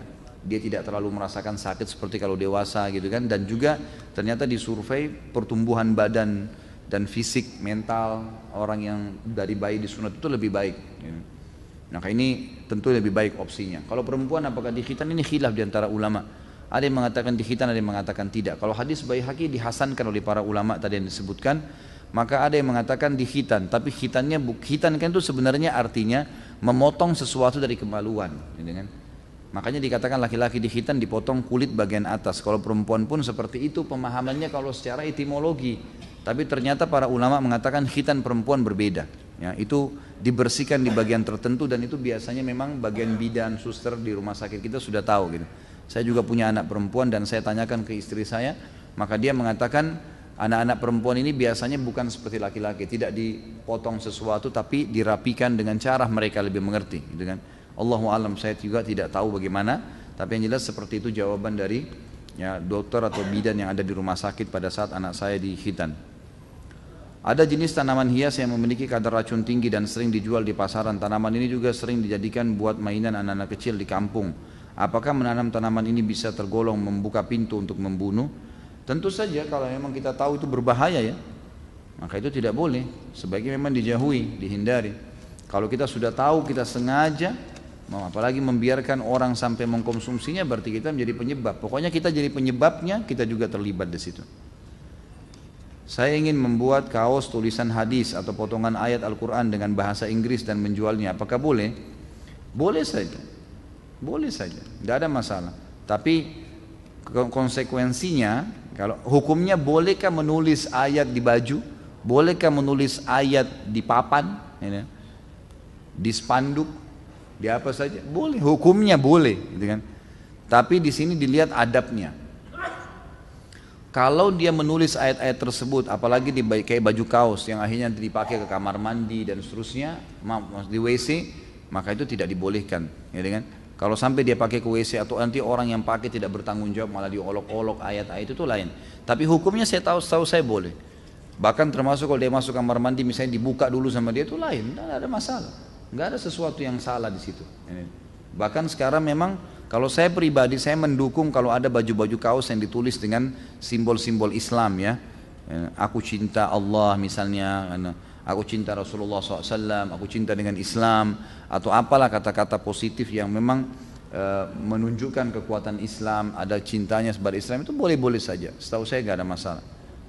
Apakah kakek atau adik buyut itu termasuk kategori silaturahim? Tentu saja. Semua yang punya hubungan darah, ke atas, ke bawah, ke samping, kiri kanan semuanya, kakek, nenek, ke atas, saudara-saudaranya semuanya, kemudian anak, cucu dan semuanya yang berhubungan dengan mereka, kemudian saudara, saudari, paman, tante, semuanya itu yang punya hubungan darah. Apakah menjual alat musik untuk keperluan mendadak diperbolehkan? Setahu saya tidak boleh alat musiknya, haram. Satu-satunya cara, ada pendapat ulama yang mengatakan kalau tadinya orang itu pemusik, lalu dia taubat, alat musiknya dijual kepada orang kafir, bukan kepada orang muslim lagi, yang dasarnya dalam agama mereka itu tidak ada masalah. Kemudian danahnya dia kembalikan uang dia, uang modal dia yang dasarnya dia pakai beli alat itu jadi halal buat dia. Tapi kalau dia transaksikan, dia jual beli alat musik, ini nggak boleh, masuk dalam kategori yang dilarang. Bolehkah menghibahkan kucing dengan meminta ganti uang makan? Kalau kucing tidak boleh ditransaksikan ya, jadi sebaiknya hindari. Jangan diminta balasan gitu kan. Mau tanya tentang gadai Ustadz. Kalau ada yang pinjam uang dengan menggadaikan kebunnya kepada anak, nanti setelah orang tersebut belum mengembalikan uangnya, hasil panen kebun menjadi hak siapa? Tergantung kesepakatan. Kalau dia bilang ini kebun saya nilainya 100 juta, ada 100 pohon mangga misalnya, Kalau dijual 100 juta, tapi saya butuh uang 10 juta. Saya ambil 10 juta, ini tanah saya gadekan. Kamu boleh ambil hasil panennya, kata pemilik kebun. Ya sudah, itu berarti halal. Tapi kalau sekedar digadekan saja tanpa ada kesepakatan, maka tidak halal. Tidak boleh dipakai tanah itu, tidak boleh diambil hasilnya, tidak boleh disentuh. Gadai. Dan perlu diingat, saya sudah pernah jelaskan, transaksi dalam Islam ada dua macam. Ada transaksi jasa yang sifatnya memang ini saham akhirat, ini investasi akhirat, nggak ada urusannya dengan keuntungan. Hutang dan gadai nggak boleh bertambah, tidak boleh bertambah ini. Utangin orang nggak boleh bertambah, itu jasa akhirat, investasi akhirat. 100 ribu ya 100 ribu balik, sejuta ya sejuta balik. Nggak ada juga begitu. Kalau dia gadein sawahnya tadi 100 juta, dia ambil utang 110 juta, jatuh tempo setahun dia belum bayar, kita punya hak untuk menjual kebun itu, gitu kan? Kemudian kita mengambil uang kita 10 juta saja, 90 kembaliin ke dia. Jangan disita semua, haram itu, nggak boleh. Ada investasi yang boleh kita ambil keuntungan, investasi bisnis. Kesepakatannya persentase dari keuntungan, bukan dari modal. Karena kalau dari modal jadi riba. Ini uang saya 100 juta ya, kamu putar silahkan. Saya mau tiap bulan 5% dari modal saya, ini riba, nggak boleh. Saya mau 10%, nggak boleh, penentuan langsung dari modal. Dia tidak mau tahu keuntungan, untung atau rugi, itu nggak boleh. Tapi kalau persentase global dari keuntungan, ini 60, 40 ya, saya 60, kamu 40, tapi dari keuntungan, nah, itu boleh, halal. Termasuk kerugiannya ditanggung bersama, sesuai dengan persentase yang disepakati. Jadi kalau perusahaan rugi, maka yang punya saham 40% nanggung 40%, yang punya 60% menanggung 60% gitu. Hukum menerima uang tip adalah haram. Berikan penjelasannya Ustaz. Ini seperti saya lagi ujian ini. Dan bagaimana bila uang tip tersebut kita ambil terus kita sedekahkan ke teman kita atau kita berikan makan untuk kita berikan kepada orang miskin. Perhatikan ya, tip itu sesuatu yang dikasih sukarela, itu baru halal. Tapi kalau Anda bahasakan tip ini hasil muka masam atau berusaha untuk membuat orang takut akhirnya orang bayar, haram, nggak boleh. Dengan haram itu. Kalau orang kasih memang karena kita jasa, lagi kerja di rumah makan, kerja di satu tempat, parkir, kemudian dikasih dari dia sukarela, itu halal. Boleh dibeli makanan, boleh ditransaksi, halal. Karena itu sedekah dari orang. Tapi kalau dengan cara paksa nggak boleh. Apabila terjadi peperangan dua negara yang terjadi bukan karena sebab membela agama, bagaimana hukum tentara yang mati dibunuh dan yang membunuh? Tentu saja kalau dia muslim dan dia membela karena kebenaran ada di situ, dan yang benar adalah yang benar di mata Allah, maka dia mati syahid. Karena disepakati oleh para ulama, jihad itu dilakukan bisa ekspansi, bisa pertahanan, dan juga ada satu keadaan yang insidental. Pernah terjadi di zaman Abbasiyah, beberapa ulama dikumpulkan oleh khalifah karena terjadi peperangan antara musuh. Wilayah Cina cekcok dengan sebagian wilayah Rusia, peranglah mereka. Di perbatasan Abbasiyah, dua-duanya ngirim surat minta tolong dibantu. Maka khalifah kumpulin ulama, ini kita apain nih sekarang? Bagaimana nih? Kita bantu atau enggak? Umumnya ulama waktu itu mengatakan enggak usah, ikut-ikutan biarin aja. Mereka kafir kok, biarin aja mati sendiri. Tapi ada satu orang yang ditanya waktu itu, kalau tidak salah waktu itu yang ditanya adalah salah satu dari ulama, ya saya ragu namanya, tapi lebih baik saya tidak sebutin. Salah satu dari ulama yang hadir di situ. Kemudian dia ditanya, bagaimana pendapat anda? Dia bilang, setahu saya Amir Mu'minin, jihad disyariatkan untuk membela kebenaran. Dan anda pada saat sudah diminta tolongin walaupun orang kafir, anda tahu mana yang benar, salah satunya anda harus bantu yang membela, yang benar itu. Menurut agama kita, karena orang yang sedang terzalimi misalnya, kita tahu itu benar dalam agama kita. Dan pasukan yang membela itu mati syahid, walaupun dia sedang membela orang-orang non muslim, seperti perang antara mereka, karena kita sedang membela kebenaran di situ. Apa faedah bagi orang yang mengerjakan puasa sunnah Zulhijjah dari tanggal 1 sampai tanggal 9? Sudah saya sebutkan, ini kan hari-hari di mana yang lebih baik daripada jihad di jalan Allah, gitu kan? Dan sekarang kita tanggal 16 September ini masuk tanggal 2 Zulhijjah kalau kalender Indonesia, gitu kan? Karena kita lebaran tanggal 24. Inilah hari-hari emas yang sudah saya jelaskan. Hadis Nabi SAW, tidak ada hari-hari sepanjang tahun di mana amal soleh kalau dikerjakan dalamnya sunnah atau wajib lebih Allah cintai daripada yang dikerjakan di 10 awal bulan Zulhijjah. Lalu para sahabat mengatakan, jihad ya Rasulullah di jalan Allah. Apakah itu juga belum bisa mengalahkan amal wajib dan sunnah di 10 awal Zulhijjah? Kata Nabi SAW, jihad pun tidak bisa mengalahkan kecuali seorang laki-laki yang keluar berperang membawa seluruh harta dan jiwanya lalu dia tidak membawa pulang keduanya. Maka sebagian ulama berijtihad mengatakan dianjurkan setiap muslim mengisi hari-harinya dengan ibadah. Di antaranya di siang hari dengan puasa, malam hari dengan sholat malam. Tentu ulama ada yang mengatakan tidak ada puasa 9 hari, gitu kan? Puasa cuma tanggal 9 saja. Ini pendapat ulama. Ada pendapat lain yang mengatakan boleh berpuasa 9 hari itu. Beranjak dari, dan ini dianggap puasa nafilah, puasa tambahan.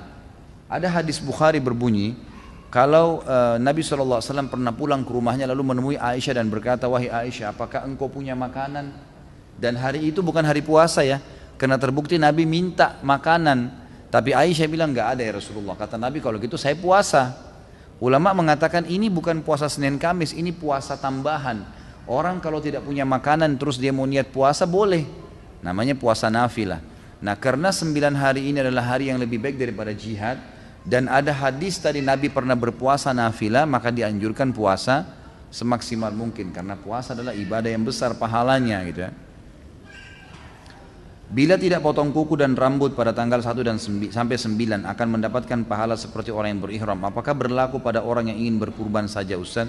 Tentu tidak bisa dikatakan pahala seperti orang berihram. Enggak ada dalil masalah itu ya. Itu ijtihad ulama saja. Jadi enggak ada dalil yang mengatakan orang kalau tidak potong kuku atau tidak potong rambut di 10 awal Zulhijjah sampai dia berkurban itu adalah ya larangan dari Nabi. Kalau seseorang akan berkurban, janganlah dia memotong rambutnya atau kukunya sampai dia berkurban, dari tanggal 1 kemarin sampai lebaran nanti, sampai dia berkurban. Sunnah, disunnahkan untuk tidak memotong kuku dan memotong rambut, bukan wajib ya. Ini lebih dekat kepada sunnah muakkadah, sunnah yang sangat ditekankan. Artinya kalau darurat antum mau potong memang darurat, ya sudah dipotong kalau darurat, tapi lebih afdal untuk tidak. Sebagian ulama berijtihad, bukan hadis ya, mengatakan karena orang yang mau berkurban seakan-akan dia berihram. Orang berihram tidak boleh potong kuku, tapi itu ijtihad bukan hadis. Jadi apakah dia seperti berihram atau tidak, intinya Nabi melarang untuk memotong kuku. Kita jalankan sunnah Nabi itu. Apa saja sunnah-sunnah dilakukan sebelum melakukan sholat Idul Adha? Apakah sama seperti Idul Fitri? Sunnahnya untuk tidak makan. Sunnahnya untuk tidak makan. Kalau Idul Fitri sunnahnya makan dulu. Tapi makan hanya sebagai syarat ya. Artinya karena sunnah Nabi mungkin makan sebuah kue, ya mungkin sedikit makanan, jangan makan yang besar gitu kan. Jadi makan syarat saja karena Nabi sunnahnya makan, dan Nabi SAW makan sebelum sholat Idul Fitri untuk membuktikan kepada para sahabat kalau puasa sudah selesai. Sementara Idul Adha beliau menunda makannya sampai selesai sholat Idul Adha karena memang habis Idul Adha itu hari makan selama 4 hari. Dan ini keliru kalau ada yang mengatakan oh berarti Idul Adha kita disuruh puasa subuh sampai sholat Idul Adha. Ini bukan puasa. Karena puasa itu haram dilakukan di Id, ya. Di Lebaran tidak boleh puasa, haram. Dan yang dilarang di sini hanya makanan, minuman, hubungan suami istri boleh. Itu pun makan juga kalau lapar boleh. Ini kan sunnah ya, dianjurin gitu. Seperti itu.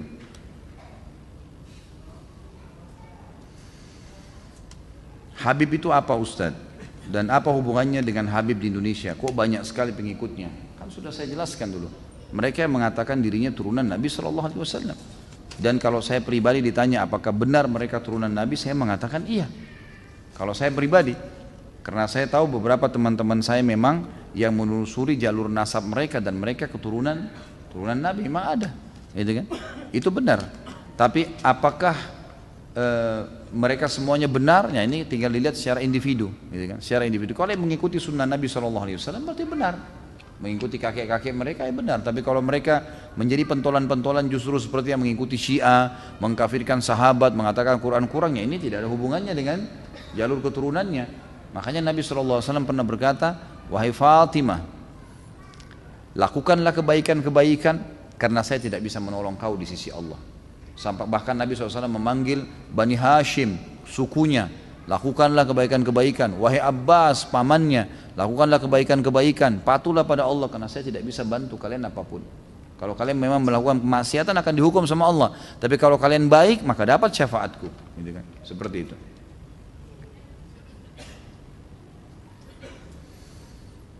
Afwan Ustaz, pertanyaan saya di luar tema. Dari tadi di luar tema. Yang ingin saya tanyakan, apakah pada hari kiamat nanti orang-orang pelaku perbuatan-perbuatan bidah akan dibangkitkan bersama dengan orang-orang yang mereka contohi dalam melakukan perbuatan tersebut? Misal orang yang mengikuti seorang kiai yang mengajarkan tentang perbuatan ibadah yang tidak dicontohkan oleh Nabi SAW. Apakah orang-orang yang mengikuti perbuatan kiai tersebut akan dibangkitkan bersama dengannya? Mohon penjelasannya Ustaz. Kalau apakah dibangkitkan bersamanya, Allahu alam. Ini saya tidak tahu dalilnya. Tapi pasti akan dibangkitkan, dan nanti setiap orang yang menjadi penyebab orang lain melakukan satu perbuatan yang Allah tidak ridhoi, Rasulullah SAW tidak contohkan, pasti akan dipertemukan di mahkamahnya Allah dan akan diminta pertanggungjawaban masing-masing.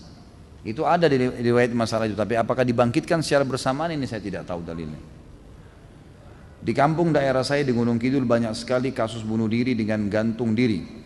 Kira-kira 3 hari yang lalu terjadi di tangga saya bunuh diri dengan gantung diri di dapur. Dan yang saya tanyakan pengurusan jenazahnya ya Ustaz, terutama bolehkah kita mensolatkannya? Kalau ulama nggak boleh mensolatinya. Kalau ulama dianjurkan untuk tidak mensolati orang yang bunuh diri dan orang yang masih punya utang. Karena memang ada hadis yang menjelaskan masalah itu. Ini yang panjang-panjang saya nggak jawab dulu ya. Masya Allah, ini panjang semua.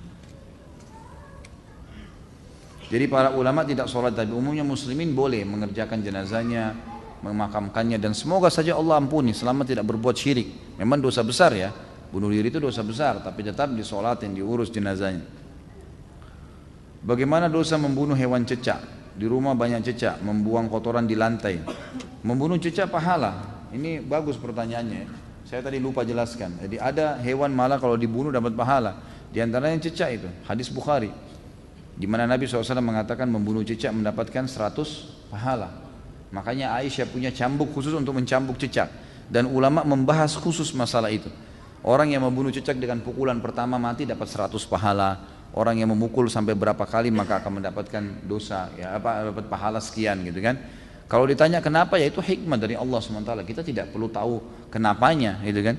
Karena memang Allah SWT memerintahkan seperti itu.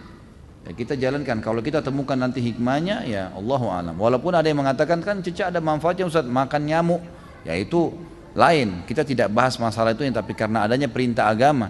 Kita sujud ke Ka'bah bukan karena Ka'bahnya, karena ada perintahnya, bukan karena batunya, gitu kan? Nabi Khidir membunuh anak yang sedang dia temuin di jalan bukan karena dia benci anak itu, tapi karena perintah Allah dari situ. Lain. Kita masuk di kancah peperangan membunuh orang kafir bukan karena orang kafirnya, tapi karena perintahnya. Kita disuruh mendakwai seseorang dan kita disuruh membenci keyakinannya, bukan individunya, bukan fisiknya. Maka itu perintah Allah Subhanahu wa taala. Kita puasa tidak makan, ya memang kena perintah Allah, walaupun bukan karena kita benci makanan itu. Jadi difahamin ya. Amalan apa yang dicontohkan Nabi SAW 10 pertama Zulhijjah? Ini sudah saya jelaskan tadi. Saya mau tanya, apabila kita tidak sempat sholat sunnah qobliyah di masjid, lalu saya kerjakan setelah sholat wajib di rumah, hukumnya gimana Ustaz? Boleh saja, asal bukan setelah, sebenarnya boleh ya, hukumnya secara global boleh. Kalau anda sudah sering melakukan amal-amal sunnah ini, misalnya sholat qobliyah rutin dikerjakan, qobliyah duhur, ya, qobliyah asar, kemudian apalah ya, qobliyah subuh yang dikenal dengan sunnatul fajr, itu kalau sudah rutin dikerjakan, kemudian satu waktu kita masuk masjid sudah iqamah, maka di sini ulama sepakat mengatakan bolehnya dia kerjakan setelah sholat wajib tersebut, walaupun itu waktu dilarang. Karena ada riwayat Bukhari menjelaskan bahwa Nabi SAW setelah sholat asar beliau sempat berdiri kemudian sholat sunnah, lalu sahabat semua duduk, gak ada yang ikut. Setelah itu Nabi SAW ditanya oleh para sahabat, ya Rasulullah, apakah wahyu turun? Ada perubahan dalam masalah sholat? Selama ini anda mengingatkan kami tidak ada ba'diyah isya, ba'diyah asar. Kata Nabi SAW, ini sholat ba'diyah duhur saya, yang saya tadi lupa karena tersibukkan oleh satu kaum yang datang memiliki hajat dengan saya, maka sekarang saya kerjakan. Sama dengan hadis Nabi yang berbunyi, kalau seseorang lupa sholatnya maka dia kerjakan kapan dia ingat. Saat ini saya sedang memulai bisnis herbal untuk nutrisi otak. Mohon doanya Ustaz, semoga herbal ini bermanfaat untuk kesembuhan bagi yang mengkonsumsinya. Insya Allah, mudah-mudahan fokus kepada bahan-bahan halal, ikhlaskan niat dengan modal halal, insya Allah Allah berkahi. Mudah-mudahan anda dan semua muslimin yang sedang berusaha diberikan berkah. Ciri-ciri orang munafik itu apa saja Ustaz? Apakah dosa-dosa kemunafikannya bisa terhapuskan dengan taubat? Nabi sudah sebutin kan, kalau dia berkata dia dusta, kalau dia diberikan amanah dia berkhianat, kalau dia berjanji dia mengingkari janjinya, dan kalau dia berdebat dia curang, gitu kan? Nah, dia selalu menggunakan cara-cara curang, cara-cara metode yang haram dalam agama. Maka itu ciri-ciri orang munafik. Jangan terpengaruh dengan namanya, karena pimpinan orang munafik di Madinah namanya Abdullah, gitu kan. Jadi kalau sekarang muncul di TV namanya Muhammad, Yusuf, Ahmad, kemudian benci Islam, itu biasa. Saya sih nggak kaget, gitu kan. Ya. Jika seseorang meninggal di hari Jumat, apakah bebas dari siksa kubur? Iya. Jawabannya iya. Memang itu ada hadis sahih riwayat Bukhari menjelaskan masalah itu. Ini teman-teman yang minum, maaf tadi ada saya lihat yang minum dengan tangan kiri ya. Itu tidak boleh dalam agama Islam. Anda dianjurkan minum dan makan dengan tangan kanan. Karena kata Nabi SAW, janganlah kalian makan dan minum dengan tangan kiri, karena syaitan makan dan minum dengan tangan kiri. Saya pernah hadir di majelis ilmunya Syekh Utsaimin rahimahullah, seorang ulama yang luar biasa. Setiap habis sholat tarawih kalau Ramadan waktu beliau masih hidup, itu beliau di lantai 2 Masjid Haram selalu duduk buat halaqah. Dan yang beliau bahas ayat yang tadi dibaca oleh imam. Jadi 30 hari Ramadan itu 30 juz tamat Al-Quran tafsirnya. Luar biasa gitu. Dan beliau selalu sebutkan ilmu-ilmu. Nah satu waktu saya pas hadir, saya tidak tiap hari tentunya hadir, pada saat itu sempat saya hadir beberapa kali alhamdulillah. Begitu beliau hadir, beliau bilang, saya kemarin sebutkan syair, siapa yang bisa sebutin? Ada satu orang angkat tangan, saya syekh, angkat tangan pakai tangan kiri. Kata syekhnya, karena kau angkat tangan kiri saya enggak kasih kamu kesempatan menjawab. Mestinya juga kan sunnah Nabi tangan kanan. Lalu ada anak kecil yang pakai tangan kanan lalu dikasih kesempatan menjawab. Jadi sampai pada tingkat itu para ulama mendidik kita untuk membiasakan menerapkan sunnah Nabi SAW. Jangan biarkan makanan dan minuman untuk syaitan. Karena kalau kita dengan tangan kiri atau lupa baca bismillah itu diambil oleh dia, oleh syaitan itu. Jangan dikasih, itu musuh kita. Mengenai sunnah dalam berkurban, apakah Rasulullah meniatkan atau membeli hewan kurban untuk setiap istri-istrinya dan anak-anaknya? Ini enggak ada riwayat khusus menjelaskan masalah itu. Tapi Nabi SAW tadi saya bilang pernah mengatakan ini untukku dan umatku yang belum menyembelih. Setahu saya ulama fikih mengatakan lebih afdal difahamin bahwasanya kurban itu ibadah individual. Jadi kalau misalnya suami punya uang, istri juga punya uang, masing-masing punya tabungan, sampai pada Idul Adha dan mereka cukup membeli hewan kurban, maka dua-duanya wajib mengerjakannya. Jadi secara individu, jangan karena suami sudah kerjakan istrinya menganggap gugur, itu nggak boleh. Ya. Mohon nasihatnya Ustaz, saat ini usia saya 27 tahun dan sedang ikhtiar mencari istri. Ana mencoba meminta bantuan teman-teman yang sudah menikah namun qadarullah belum dapat.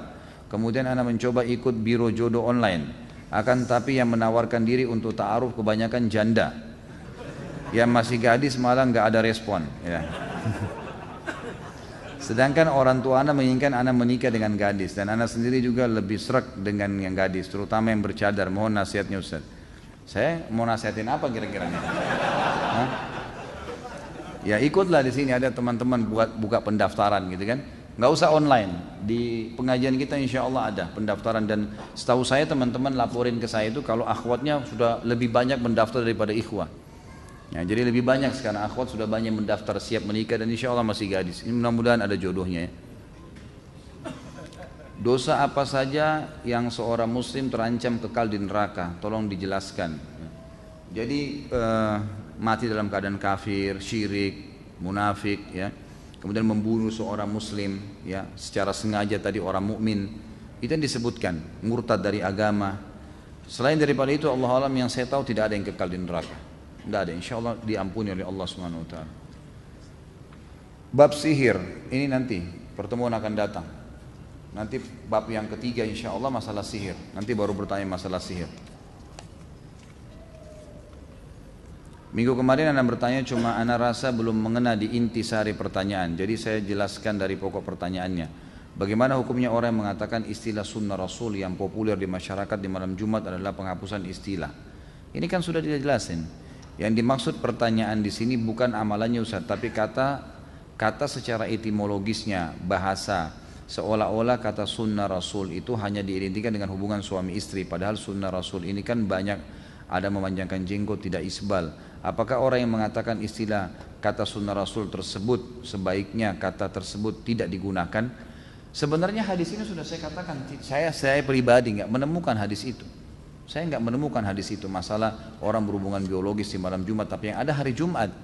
Kalau masalah memang orang mau menjalankan hubungan suami istri di hari Jumat dan malam Jumat itu sudah dianggap hari Jumat, maka boleh dia mengatakan oh ini karena sunnah Rasul, boleh, nggak ada masalah. Kalau masalah dikatakan identik sunnah Rasul dengan biologis, ya memang benar karena itu kan memang sedang menjalankan sunnah Rasul. Tapi bukan berarti menutup perilaku-perilaku yang lain. Sholat sunnah juga benar, memelihara jenggot juga benar. Semua yang kita lakukan adalah sunnah Rasul. Sama halnya kalau orang bilang pelihara jenggot itu sunnah Rasul. Benar, sebagaimana dia katakan hubungan biologis dari Jumat sunnah Rasul. Karena memang itu semua ada hadisnya kan. Berarti memang sunnah Rasul, tidak ada sesuatu yang salah di situ. Bagaimana hukum membunuh binatang tanpa hak seperti berburu untuk senang-senang? Apakah termasuk dosa besar?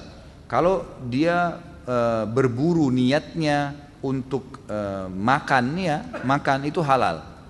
Tapi kalau dia berburu hanya untuk membunuh hewan sembarangan itu nggak boleh, haram itu. Surah Al-Maidah menjelaskan masalah itu. Jadi hewan ayat 4 ya menjelaskan tentang kita bolehnya mengkonsumsi, boleh menggunakan anjing berburu, boleh berburu bila yang kita buru itu adalah hewan-hewan yang dimakan. Allah suruh makan, artinya hewan yang halal untuk dimakan. Selain itu tidak boleh. Jadi kalau hanya senang-senang apa saja hewan yang dilihat main ditembak saja sembarangan itu nggak boleh dalam Islam. Ya. Terkait dosa besar menjerumuskan jiwa ke dalam kematian, apakah kontrasepsi ini sudah tadi ya? Masalah KB, baik. Di samping rumah Anda ada tanah kosong, pemiliknya sudah meninggal dan tidak mempunyai ahli waris dan tanah tersebut tidak ada yang mengurusi selama 30 tahun. Bolehkah tanah itu ditanami dan hasilnya bagi-bagi tetangga? Sebaiknya jangan, itu tanah syubhat, jauhi. Jangan, tidak usah. Ya, insya Allah ada rezeki beli langsung sayur jadi, nggak usah repot-repot tanam. Karena itu bahaya syubhat ya. Apakah merokok termasuk membunuh? Iya, membunuh itu haram. Saya kemarin live di Bisol, ada satu bapak yang telepon. Dia bilang, Ustadz, saya membahasnya minggu lalu nih Ustadz. Katanya Ustadz bilang rokok itu haram begini, begitu dengan beragam dalil. Tapi kan Ustadz dari sebelum Ustadz lahir, dan saya pun lahir gitu kan, ini sudah ditahu kalau rokok itu makruh gitu. Kenapa kok sekarang tiba-tiba berubah nih? Ternyata hostnya pintar nih yang temanin saya gitu, dia bilang, Pak sebentar, Bapak masih merokok? Dia bilang iya. Ternyata dia memang masih merokok, mencari jalan untuk membenarkan itu. Gitu. Jadi nggak boleh, jelas sesuatu yang bahaya lebih besar daripada manfaatnya hukumnya haram. Dan teman-teman tinggalkan udah rokok ini. Apa ini? Ya, itu waswas syaitan. Ganti dengan sesuatu yang bermanfaat. Ya, makan sesuatu yang bermanfaat. Untuk apa rokok? Apa manfaatnya? Mulutnya bau, dadanya sakit. Ya, racunnya ada berapa ratus racun di situ. Untuk apa? Manfaatnya tidak ada. Cuma sugesti saja itu.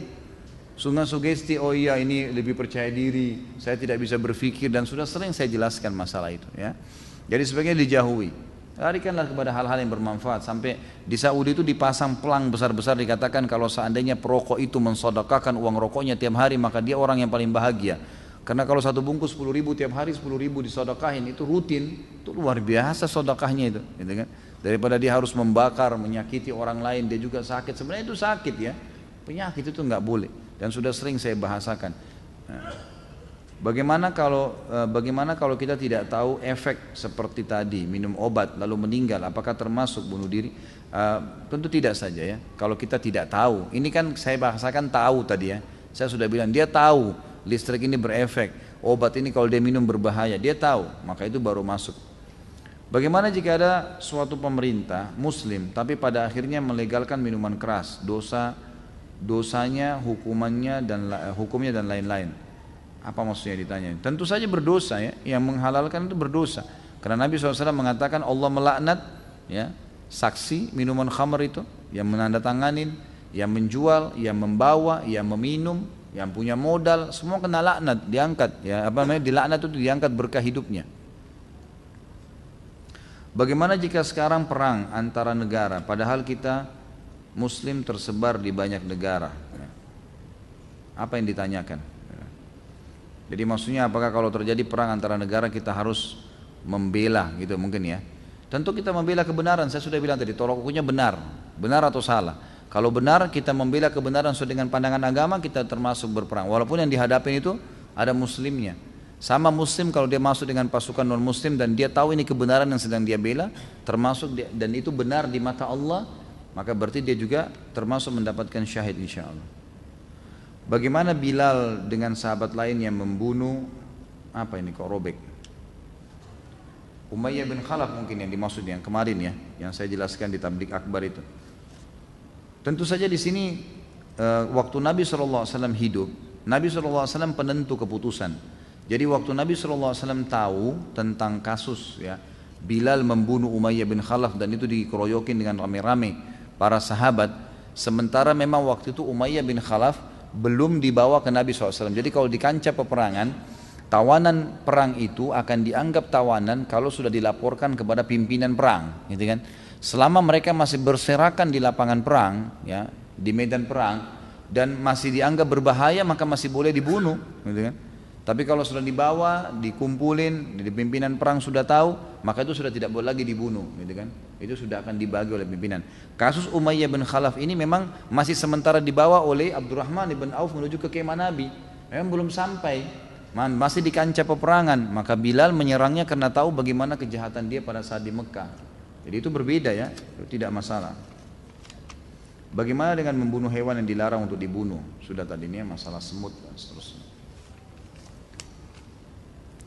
Kami bermaksud mengadakan resepsi pernikahan anak kami. Bolehkah mengadakan pengajian atau yasinan sebelum hari H? Baiknya dihadiri bapak-bapak dan ibu-ibu. Kalau pengajian boleh. Kalau membaca ayat Al-Quran ini yang masih diperselisihkan oleh para ulama, gitu kan?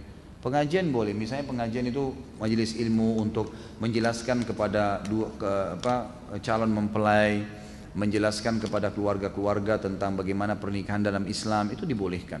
Allahu a'lam, ini yang saya tahu. Tapi kalau membaca surah Yasin secara khusus, membaca ayat Al-Quran secara khusus, ini masih berbicara tentang masalah hukum ada dalilnya atau tidak, gitu kan.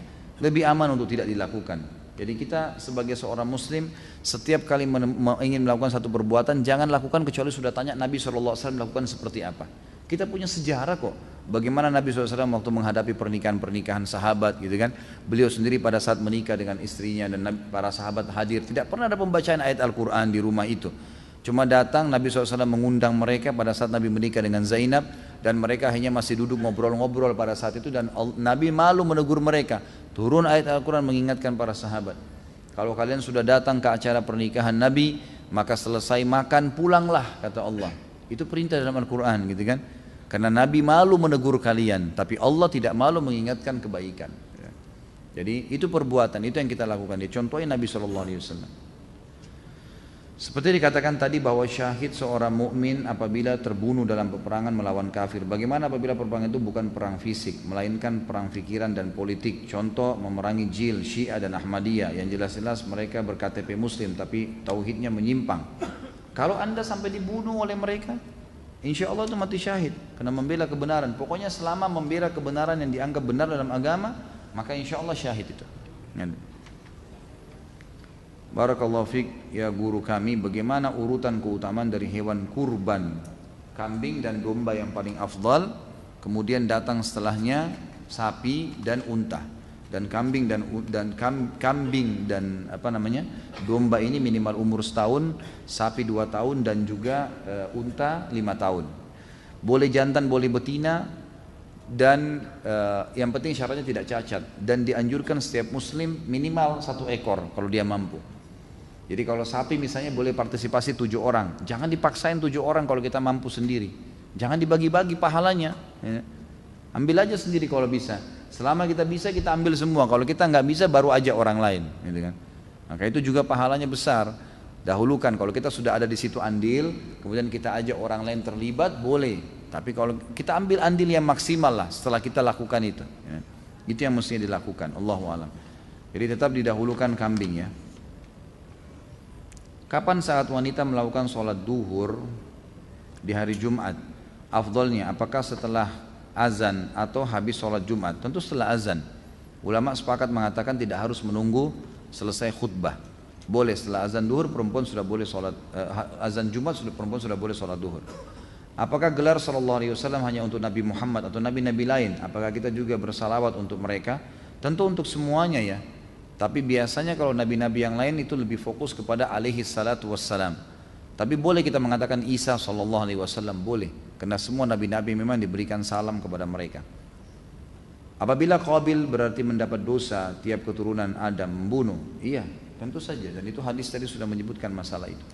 Karena dia yang paling pertama menjadi contoh, ya, dalam perbuatan itu. Ini sudah sama tadi pertanyaannya, amalan apa yang dilakukan di bulan Zulhijjah? Apa fadilah bagi orang yang berkurban? Ya, ini dapat pahala besar karena Nabi Allah SWT mengatakan dalam Al-Quran, A'udzubillahi minasyaitonirrajim, fasalli rabbika wanhar. Salatlah Idul Adha hai Muhammad dan berkurban setelahnya. Ada perintah fi'lul amr, pahalanya besar. Kenapa pakai perintah? Dan kalau ada perintah berarti hukumnya wajib. Ini sama Nabi SAW juga mengerjakannya, maka orang mengerjakannya dapat pahala. Ya, insya Allah dapat pahala dari sembelihannya, dapat pahala dari uang yang disedekahkan, dapat pahala juga dari memakan dagingnya. Ya. Larangan apa saja yang dihindari bagi orang yang berkurban, dan apa hukumnya kalau melanggar? Setahu saya cuma sunnah saja tadi, tidak memotong kuku dan memotong rambut, selebihnya nggak ada masalah. Apa pendapat Ustaz tentang buku Fikih Sunnah karangan Said Sabiq? Setahu saya itu buku yang bagus sebenarnya ya. Buku yang bagus, cuma memang sebagian ulama sudah beristihad coba menggali lagi buku itu, kemudian mengeluarkan judul buku sekarang namanya Sahih Fikih Sunnah. Sudah terbit. Jadi hadis-hadis yang lemah dikesampingkan dan ditulis di footnote kalau ini lemah, kemudian dimuat hadis-hadis sahihnya. Dan saya tahu sudah terjemahan bahasa Indonesia malah. Ada terbitan pustaka Tazkiyah menerbitkan buku judulnya Sahih Fikih Sunnah.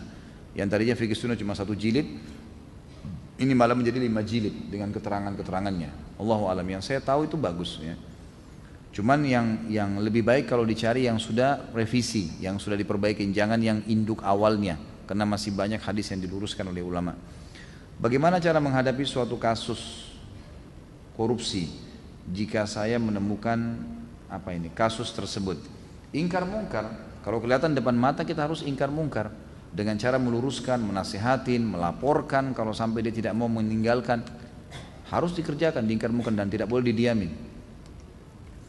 Ustaz, jika puasa Daud lalu di bulan Zulhijjah ini saya ingin mendapatkan pahala keutamaan seperti jihad jiwa dan harta, lalu meninggalkan tidak membawa kembali keduanya. Saya puasa 1-9 tidak Daud. Saran saya kalau sudah Daud tetap puasa Daud saja.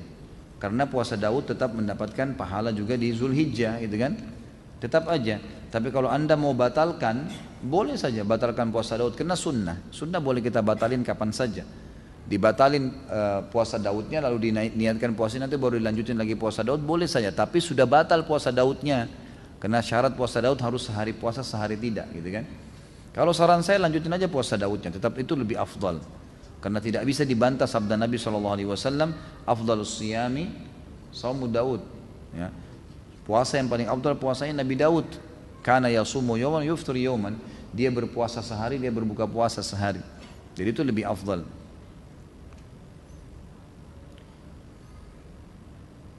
Ini sudah pernah ya, sudah sering. Ya, kalau yang sudah sering saya lewatkan saja ya.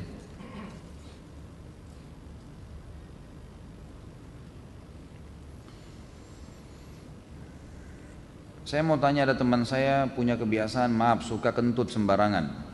Terkadang di kantor ketika semua pada kumpul, ia melakukan terkesan sengaja. Menurut Ustaz bagaimana perilaku seperti ini? Ini adab ya. Jadi dia tidak haram tapi adabnya. Jadi lebih baik jangan. Subhanallah, Allah Subhanahu wa taala memberikan fitrah di dalam diri kita.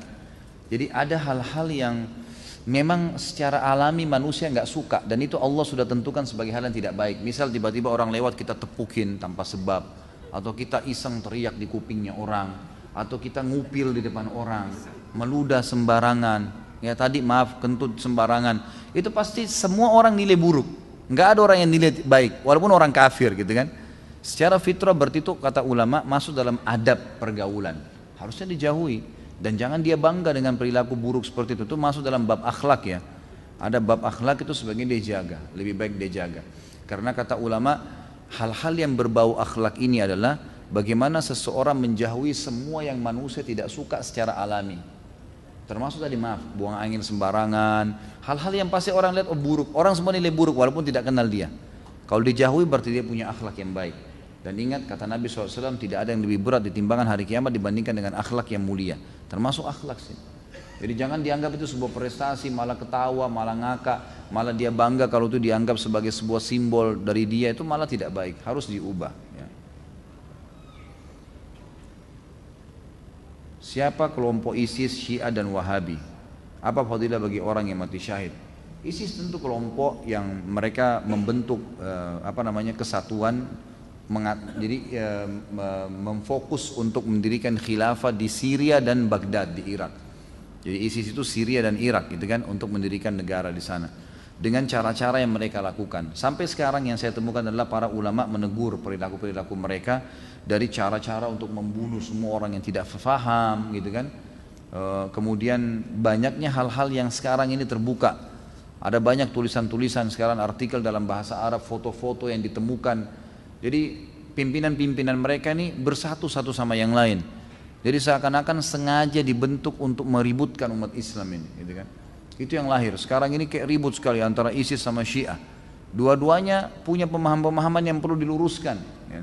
Dan jelas pemahaman mereka dibongkar oleh para ulama dan disampaikan. Jadi memang sebaiknya dijauhi, dua-duanya ini dijauhi. Kalau masalah Wahabi itu istilah yang digunakan oleh orang-orang Syiah untuk meredam dan membuat kaum muslimin tidak menyukai orang-orang yang mengikuti sunnah Nabi. Karena yang dikatakan Wahabi itu orang yang malah sibuk dengan mengikuti sunnah Nabi. Dan yang paling banyak membongkar kedok orang-orang Syiah adalah ulama-ulama di Saudi. Dan kita tahu sendiri, kita nggak bisa bohongin, tidak bisa dibantah fakta sejarah. Nabi SAW lahir di Mekah, 13 tahun di Mekah, dan dakwah sempurna agama Islam di Madinah. Di mana-mana orang tahu sumber sesuatu itu adalah tempat mengambilnya, gitu kan? Jadi ilmu Islam itu tidak akan pernah berubah. Madinah dan Mekah kan menjadi basis. Nah ulama-ulama sana itu sampai sekarang masih mempertahankan tradisi, mempertahankan sunnah Nabi dari zaman sahabat tabi'in sampai sekarang. Masih mereka punya halaqah di Masjid Nabawi, menyampaikan hadis-hadis Nabi, meluruskan kesalahan-kesalahan. Dan yang paling banyak membongkar kedok Syiah, ya, dan ini juga kelompok ISIS ini adalah ulama-ulama di Saudi. Maka mereka disorotin. Nah disorotinnya supaya jangan cuman ini saja yang dibongkar kedoknya, mereka juga menakut-nakuti umat Islam ini ada Wahabi nih. Wahabi itu apa? Orang-orang garis keras, fundamentalis lah, teroris lah, dan segala macam istilah, gitu kan. Kalau saya sih nggak usah terpengaruh dengan itu ya. Kalau saya yang penting kita menjalankan sunnah Nabi. Allah Subhanahu Wa Taala sudah mengatakan dalam surah Shaf, Allah akan memperlihatkan agamanya walaupun orang kafir, orang musyrik nolak, kita tetap komit menjalankan, sudah selesai. Bolehkah menjamak takhir sholat maghrib dan isya atau duhur dan asar tanpa ada udzur? Setahu saya tidak boleh. Setahu saya pendapat yang paling kuat itu tidak boleh, gitu kan. Kalau sesekali seseorang menjamak antara duhur sama asar, maghrib sama isya, masuk dalam hadis Nabi SAW pernah menjamak tanpa ada udzur, tanpa ada azan dan tanpa ada banjir, tanpa ada badai, tanpa musafir. Mungkin sekali dia mengerjakannya dalam hidupnya, itu mungkin. Tapi kan mayoritas waktunya Nabi SAW mengerjakannya di waktunya masing-masing, gitu kan. Umumnya yang hadis kita lihat jamak dan qasar ini dilakukan, terutama jamak itu pada saat safar. Dan kita tahu semua hadis tentang fadilah mengerjakan sholat di awal waktunya, gitu kan. Jadi masing-masing di awal waktu. Bolehkah suami berkurban atas nama istrinya sedangkan dia kepala rumah tangga? Kalau seseorang mau berkurban untuk orang lain atau mengerjakan ibadah untuk orang lain, siapapun dia, suami kah, istri kah, orang tua kah, anak, dia harus kerjakan dulu. Kalau dia sudah kerjakan, dia punya duit, bisa beli sapi satu atau beli kambing satu, ada lebih, kemudian istrinya tidak punya duit, dia mau kasih ini loh, kamu pakai untuk kamu kurban juga, itu boleh, gak ada masalah. Tetapi tetap lebih afdal buat dia sendiri. Kita mampu potong 2 ekor, ya 2 ekor buat diri kita sendiri, karena kita memang lebih butuh pahalanya. Kita mampu 10 ekor buat kita semua, nggak usah dikasih ke orang lain. Karena kalau kita punya duit, berarti yang kena hukum wajib adalah kita. Istri, orang tua, suami, kalau mereka tidak punya duit, mereka tidak kena hukum wajibnya. Kan itu. Sementara kita lebih membutuhkan pahala itu. Sebanyak apapun ibadah yang kita kerjakan, kita membutuhkan pahalanya.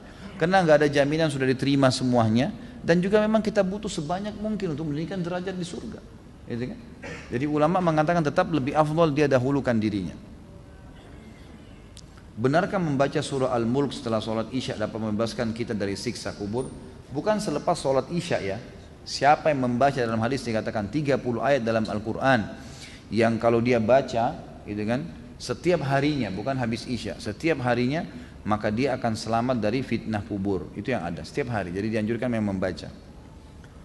Pak Ustaz, semisal pilot di hadapan pilihan untuk memasuki awan yang cukup berbahaya atau mencoba kembali ke bandara asal dengan keputusan apabila balik ke bandara maka jadwal penerbangan akan kacau, sedangkan apabila masuk ke awan maka dapat membahayakan penerbangan. Namun dalam pandangan pilot memasuki awan tersebut adalah pilihan yang lebih baik karena si pilot merasa masih bisa mengendalikan pesawat. Namun yang terjadi ternyata pesawat mengalami kecelakaan dan menyebabkan penumpang meninggal dunia. Apakah pilot tersebut termasuk pembunuh sedangkan pilot hanya salah mengambil keputusan? Subhanallah, sebelum orang mengambil satu keputusan, siapapun dia ya, Allah subhanahu wa ta'ala dengan kemahaadilannya itu selalu memberikan kepada jiwanya ada keputusan yang lebih dominan. Asal dia minta petunjuk sama Allah, Allah kasih dominan. Sebelum dia mengerjakannya, keluar atau enggak ya, nanti akan ada yang dominan, maka dia ikuti yang dominan itu. Kalau di sini dia betul-betul murni tahu sebagai pengalaman, pernah sekali, dua kali dia masuk ke awan, ternyata awan itu masih bisa ditanggulangin sama dia dan kira-kira hampir sama lah keadaannya. Dia berijtihad maka dia tidak berdosa. Tapi dia tahu secara ilmu dan ini juga memang berbahaya sekali kalau dia masuk akan mematikan, dia kembali, nggak usah ambil resiko. Masalah penerbangan kacau jadwal ya, memang cuaca lagi begitu. Tentu kalau dia mengatakan jelas kalau masuk lebih dominan akan jatuh dan terbunuh. Sementara kalau kembali hanya sekedar jadwal yang kacau ya kembalilah. Tidak mungkin dia mengorbankan orang kemudian gara-gara nanti jadwal dikhawatirkan kacau di bandara. Orang juga tahu di bandara lagi ada di atas masalah, gitu kan. Orang kalau lagi badai walaupun kacau di bawah diberikan kesempatan berangkat pun mungkin orang nggak mau, karena orang tahu di atas ini ada masalah. Tentu lebih baik dia kembali. Kalau saya melihat Allahu a'lam lebih baik dia kembali. Kalau dia tahu itu berbahaya dan dia paksakan maka dia termasuk membunuh. Nggak boleh kan gitu. Bagaimana Islam memandang eksekusi hukuman mati yang dilaksanakan oleh pemerintah Indonesia dalam aturan perundang-undangan saat ini, seperti contohnya hukuman mati yang dilaksanakan kepada para tersangka pelaku pengedar narkoba beberapa waktu yang lalu? Apakah itu termasuk dalam pasal pembunuhan dalam dosa besar? Tentu saja tidak ya, tidak. Setahu saya tidak, karena itu termasuk dalam firman Allah Subhanahu Wa Taala orang-orang yang membuat kerusakan di muka bumi, maka itu boleh dibunuh dalam Islam.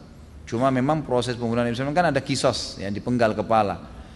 Sebagian ulama fikih mengatakan kisos kepala ini apakah hukumnya mutlak pakai pedang atau boleh dialihkan dengan cara yang lain, gitu kan? Itu khilaf diantara ulama tentang masalah itu. Tapi ada pendapat yang mengatakan intinya dia dieksekusi mati. Sebab kalau dia mati maka akan selesai kejahatannya, gitu kan? Sebuah negara melakukan dengan penembakan maka itu bukan berarti membunuh, bukan dosa besar. Pemerintah nggak berdosa karena memang eksekusinya harus begitu. Apalagi memang dalam hukum syar'i orang yang sudah menyebar kerusakan memang dipenggal, gitu kan? Memang dibunuh. Maka itu insya Allah tidak ada masalah. Tapi lebih sesuai dengan sunnah kalau dia pakai kisos ya, dengan pedang. Mengenai puasa di awal bulan Zulhijjah, apakah pelaksanaannya ini sudah tadi ya? Tinggal 5 menit, 10 menit lagi. Afwan di luar tema ya. Apakah bisnis yang dijalankan oleh Abdurrahman ibn Auf selain dari usaha dalam perdagangan, mengingat banyaknya pendapatan beliau pada saat sebelum dan sesudah hijrah ke Madinah? Setahu saya cuma perdagangan. Beliau fokus perdagangan, tetapi perdagangan yang diikuti dengan modal yang halal, kejujuran dan juga bersedekah. Itu kata kunci dan sudah panjang lebar kita jelaskan. 5 jam tabligh akbar. Kembali mendengar ceramahnya insya Allah akan dapat jawaban. Berdasarkan materi yang Ustaz sampaikan hari Ahad kemarin, Abdurrahman bin Auf pernah mensedekahkan 1 peti emas, bahkan sampai 2 peti emas. Yang ingin saya tanyakan, pada saat itu kemanakah penyaluran sedekah atau zakat pada zaman pemerintahan Nabi SAW di Madinah? Apakah hanya disalurkan pada masyarakat sekitar Madinah saja? Mengingat banyaknya sahabat Nabi yang bersedekah dan jumlahnya tidak sedikit. Setahu saya di sekitar Madinah pada saat itu, di sekitar Madinah. Dan memang saya sudah bahasakan waktu saya bahas tabligh akbar itu, Abdurrahman bin Auf ya, sampai masyarakat Madinah merasa hartanya dia adalah harta mereka, karena hartanya sepertiganya dipakai untuk bayar utangnya mereka, sepertiganya untuk memenuhi kebutuhan mereka, sepertiganya lagi untuk cadangan kalau mereka butuh sesuatu. Terus begitu Abdurrahman lakukan dengan sedekahnya yang sangat banyak, sampai di Madinah tidak ada lagi kesusahan pada saat dia masih hidup. Makanya waktu dia meninggal, Sa'ad bin Waqqas radhiyallahu anhu mengatakan, telah pergi gunung. Dia ini luar biasa ini yang pergi ini, yang meninggal ini betul-betul yang tadinya memenuhi semua kebutuhan umat. Apakah hak waris seseorang yang membunuh karena lalai menjadi hilang? Seperti yang tadi dicontohkan, seorang istri lalai tidak segera mengepel lantai yang basah sehingga suaminya terpeleset dan meninggal. Setahu saya tentu tidak ya. Tidak hilang hak warisnya dia insya Allah. Karena ini memang kelalaian, gitu kan, kelalaian. Ada bahasan sendiri ulama bilang kalau dia sengaja ngambil pisau, dia sengaja menusuk, itu lain bahasannya. Itu pun masih dibahas oleh ulama, tidak ada hubungannya dengan warisan. Bagaimana hukumnya orang-orang yang membunuh dengan sihir dan perantara jin? Sama saja. Sama saja. Berarti dia membunuh kan? Dia membunuh di sini. Bagaimana hukumnya? Nanti kan kita bahas juga insya Allah di bab yang ketiga masalah sihir nanti. Bagaimana hukumnya apabila ada orang yang membunuh dengan ain? Apakah hukum kisos berlaku padanya? Tentu tidak. Karena ain tidak kelihatan. Kisos itu dipenggal kepala berlaku pada saat memang kelihatan juga dengan fisik. Ya. Kalau ain itu kan dengan mata dia panas, hasut, kemudian orang jadi sakit gara-gara itu. Kata Nabi SAW, mayoritas umatku meninggal disebabkan karena ain, hasutnya seseorang. Tapi itu tidak ada kisosnya, karena tidak kelihatan dia memenggal atau dia menusuk orang kan gitu. Dia cuma dengan mata hasutnya, orang tidak tahu, maka tidak ada kisos bagi dia. Bagaimana hukumnya membunuh perampok yang sedang kabur karena gagal merampok? Contoh, seorang perampok ketika melakukan aksinya gagal lalu kabur, sementara orang yang dirampok mengejar dan berhasil membunuhnya. Tentu kalau orang sudah lari, gitu kan, lari dalam arti kata tidak ada sesuatu yang diambil, sebaiknya jangan dilakukan. Ya. Mungkin ditangkap, mungkin ini ya, gitu kan. Tapi kalau dia belum melakukan, maka itu lebih baik tidak ada eksekusi baginya. Allahu a'lam. Gitu. Karena pernah ada sahabat Nabi, waktu itu dia melakukan satu perbuatan dan hukumnya dirajam. Zina ya, dia sudah menikah, dirajam. Waktu sementara dirajam, dia sempat kesakitan dan dia lari. Lalu ada seorang sahabat mengejarnya, mengambil batu besar, memukul kepalanya, akhirnya mati. Lalu kata Nabi SAW, tidakkah kalian biarkan dia lari? Mudah-mudahan dia taubat dan akhirnya Allah menerima taubatnya. Kata sebagian ulama, keluar sebuah hukum di sini. Kalau sebelum atau sementara eksekusi terjadi dan dia mau taubat, maka itu diberikan. Atau sebelum dia melakukan kejahatannya lalu dia sempat lari, dalam arti kata sudah ada efek jerah, maka sebaiknya dibiarkan. Atau kalau bisa ditangkap, ditangkap.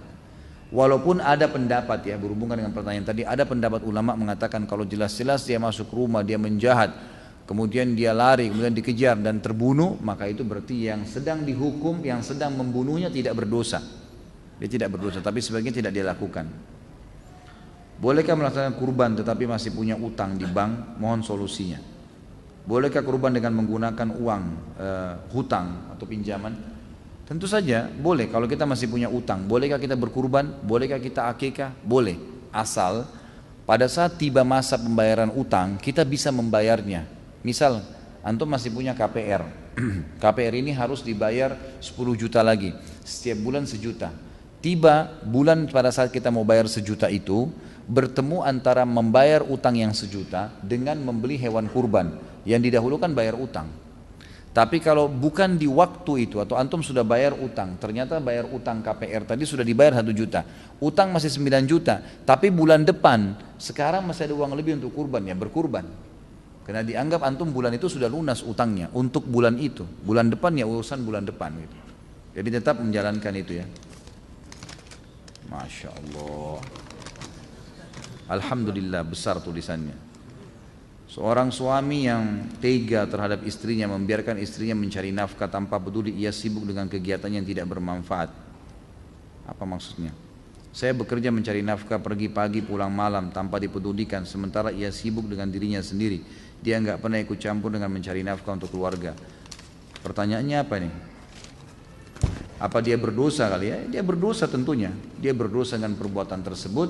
Dan orang yang tidak memberikan nafkah itu berarti sudah boleh dia minta, yang perempuan sudah boleh minta cerai. Jangan bertahan dengan suami yang tidak jalankan kewajibannya. Dan itu memang itu hukum syar'i. Tapi kalau tetap mau bertahan boleh saja. Ya konsekuensinya menerima risiko itu kan. Karena pernah ada sahabat yang saya pernah ceritakan pulang ke rumahnya istrinya selingkuh, lalu kemudian dia melapor ke Nabi, ya Rasulullah istri saya selingkuh sama laki-laki lain, berzina. Ya. Maka Nabi SAW mengatakan ceraikan. Kalau gitu sudah, dia sudah buat maksiat dosa besar, jangan tinggal sama dia. Kata dia, ya Rasulullah tapi saya mencintainya. Kata Nabi kalau gitu pertahankan, tapi dengan risiko itu, gitu kan? Risiko itu maka harus ditahu, dia harus tanggung risiko itu. Ustaz Khalid semoga tidak tersinggung. Istri saya sudah tertarik dengan pengajian Ustaz Khalid. Namun karena Ustaz Khalid poligami, istri saya jadi tidak mau lagi ikut pengajian Ustaz. Sampai saya sendiri jika mengikuti pengajian Ustaz Khalid sepertinya istri saya agak keberatan. Bagaimana cara mendakwahkannya? Hal ini terjadi waktu saya mengikuti pengajian A'agim dulu. Mohon penjelasannya. Sejelas-jelasnya Ustaz. Ini penutup ya. Sebenarnya saya dalam berdakwah, teman-teman sekalian, yang saya sampaikan ini bukan perkataan saya ya. Apa yang sedang saya sampaikan? Hukum dari saya? Ini teman-teman duduk di sini di pengajian. Ini untuk mendengarkan saya pribadi atau ilmu agama yang sedang saya sampaikan. Ilmu agamanya, bukan karena saya berbicara. Yang menyuruh poligami siapa? Allah Subhanahu wa taala. Saya melakukan juga, saya sebagai praktisi karena perintah Nabi SAW. Berapa kali istri saya tanyakan, kenapa Kak poligami? Karena perintah Nabi. Saya katakan begitu. Dan saya selalu mendakwahi dia, mendakwahi istri saya supaya bisa menerima hukum Allah SWT ini, sambil saya doakan semoga hati mereka terbuka. Dan saya melakukan itu. Kalau masalah kasus saya menyampaikan hukum Allah lalu istri Anda tidak mau dengar, tidak mau lagi datang pengajian saya, silahkan. Terbuka sekali pintu. Masih banyak selain dia insya Allah yang mau hadir. Gitu kan? Ya, saya tidak pernah terganggu dengan 1, 2 orang, 10 orang yang berhenti ikut pengajian. Karena saya menyampaikan bukan hukum saya, hukum Allah Subhanahu wa ta'ala. Kalau dia mau benar, dia ikutin pengajian, tidak ada hubungannya. Masalah dia belum bisa menerimanya, dia berdoa kepada Allah SWT. Karena ilmunya masih kurang, gitu kan? Nggak mungkin karena hawa nafsu dia atau kemauan dia lalu kemudian hukum Allah kita tolak. Nggak mungkin itu, kan gitu? Tidak mungkin, mustahil. Siapapun dai yang takut kepada Allah, lalu karena dia tidak mau poligami lalu dia mengatakan jangan poligami jemaah, nggak bisa. Allah Subhanahu wa ta'ala yang perintahkan, walaupun dia belum mengerjakannya, dia harus menyampaikannya, hukum Allah Subhanahu wa ta'ala. Itu kan? Kalau masalah dia tidak mau hadir, silahkan, ahlan wa sahlan. Mau hadir, alhamdulillah. Yang penting saya menyampaikan ilmu Allah Subhanahu wa ta'ala. Dan saya doakan, mudah-mudahan Allah membuka hatinya. Biasanya justru orang yang kritis nanti malah dia yang hebat menerima itu. Ya. Biasanya begitu. Ya, mudah-mudahan insya Allah, gitu kan? Seperti itulah. Kalau antum mau hadir pengajian yang antum hadiri itu bukan istri yang mengatur. Kenapa harus diatur sama istri? Majelis ilmu antum wajib hadirin. Kalau istri nggak suka terus kita nggak hadir, nggak ada hubungannya. Kan itu. Harus ar-rijalu qawwamuna 'alan nisa. Laki-laki yang menentukan perempuan. Kalau perlu kamu harus hadir ke pengajian ini. Kita yang tentukan, bukan dia yang tentukan, kok terbalik nih. Kan itu. Harus perempuan dipimpin oleh laki-laki, bukan perempuan yang pimpin laki-laki. Jangan dibalik. Kalau dibalik jadi kacau semua nih nanti. Sudah hukum Allah begitu teman-teman sekalian. Dan dengan dipimpinnya perempuan bukan berarti perempuan terhina. Justru perempuan dengan fitrahnya butuh dilindungi dan dipimpin. Memang gak bisa jadi pemimpin. Memang gak bisa, fitrahnya begitu. Laki-laki Allah siapkan dengan sifatnya, karakternya, fisiknya, suaranya berbeda. Memang untuk nagih utang, antar jenazah, perang di jalan Allah. Emang itu dia pemimpin. Perempuan dengan lembutnya, dengan air matanya, dengan hamilnya, memang untuk di rumah dipimpin, dinaungin, dilindungin. Jangan orang yang memang sering sedih, manja di rumah, orang yang memang urus anak, kemudian kita suruh memimpin di luar, nggak bisa, nggak ketemu. Kan itu. Jadi harusnya majelis ilmu yang antum hadir kapan antum mau, dan jelaskan sama dia, gitu kan. Masalah kita belum bisa menerima hukum Allah satu, jangan membencinya. Membenci hukum Allah berarti membenci Allah sebagai penerima hukum. Saya dan siapapun teman-teman dai akan menyampaikan yang benar kalau dia takut kepada Allah Subhanahu wa taala. Allahu alam. Mudah-mudahan Allah membukakan hati-hati setiap orang muslim untuk bisa menerima hukum-hukum Allah Subhanahu wa taala. Dan ingat teman-teman sekalian, majelis ilmu gunanya untuk mengubah kita menjadi lebih baik. Kalau memang kita tidak bisa berubah menjadi lebih baik, maka tidak usah hadiri majelis ilmu, gitu kan? Ilmu tujuannya untuk menambah ilmu kita, mengubah kita menjadi lebih baik, lebih patuh kepada Allah. Dan dunia ini sebentar, kita akan lalui menuju akhirat. Semua orang yang menolak hukum Allah di dunia, wallah, demi Allah teman-teman, menyesal di akhirat. Menyesal. Oh, coba dulu saya terima, udah nggak bisa, udah meninggal. Allah yang terapkan, tidak mungkin salah hukum Allah SWT. Kita yang harus bisa adaptasi. Kenapa Allah buat Ramadan sebulan ya? Allah maunya begitu, patuh. Kenapa nggak sehari aja Ramadan ya? Allah maunya begitu. Kenapa asar 4 rakaat ya, duhur 4 rakaat? Kenapa nggak digabung aja jam 2 sekali 4 rakaat? Loh Tuhan, kamu maunya begitu. Kitanya harus belajar, gitu kan? Kalau kita protes susah, nggak terima. Di akhirat rugi, di dunia juga rugi, kan gitu. Jadi harus hukum Allah diterima, pencipta. Jadi harus fahamin ya, masalah ini. Allahu a'lam. Mudah-mudahan apa yang kita bahas malam ini diberkahi oleh Allah Subhanahu wa taala. Mungkin begitu, mudah-mudahan bermanfaat. Subhanakallahumma bihamdika asyhadu an la ilaha illallah astaghfirullah wa atubu ilaik. Wassalamualaikum warahmatullahi wabarakatuh.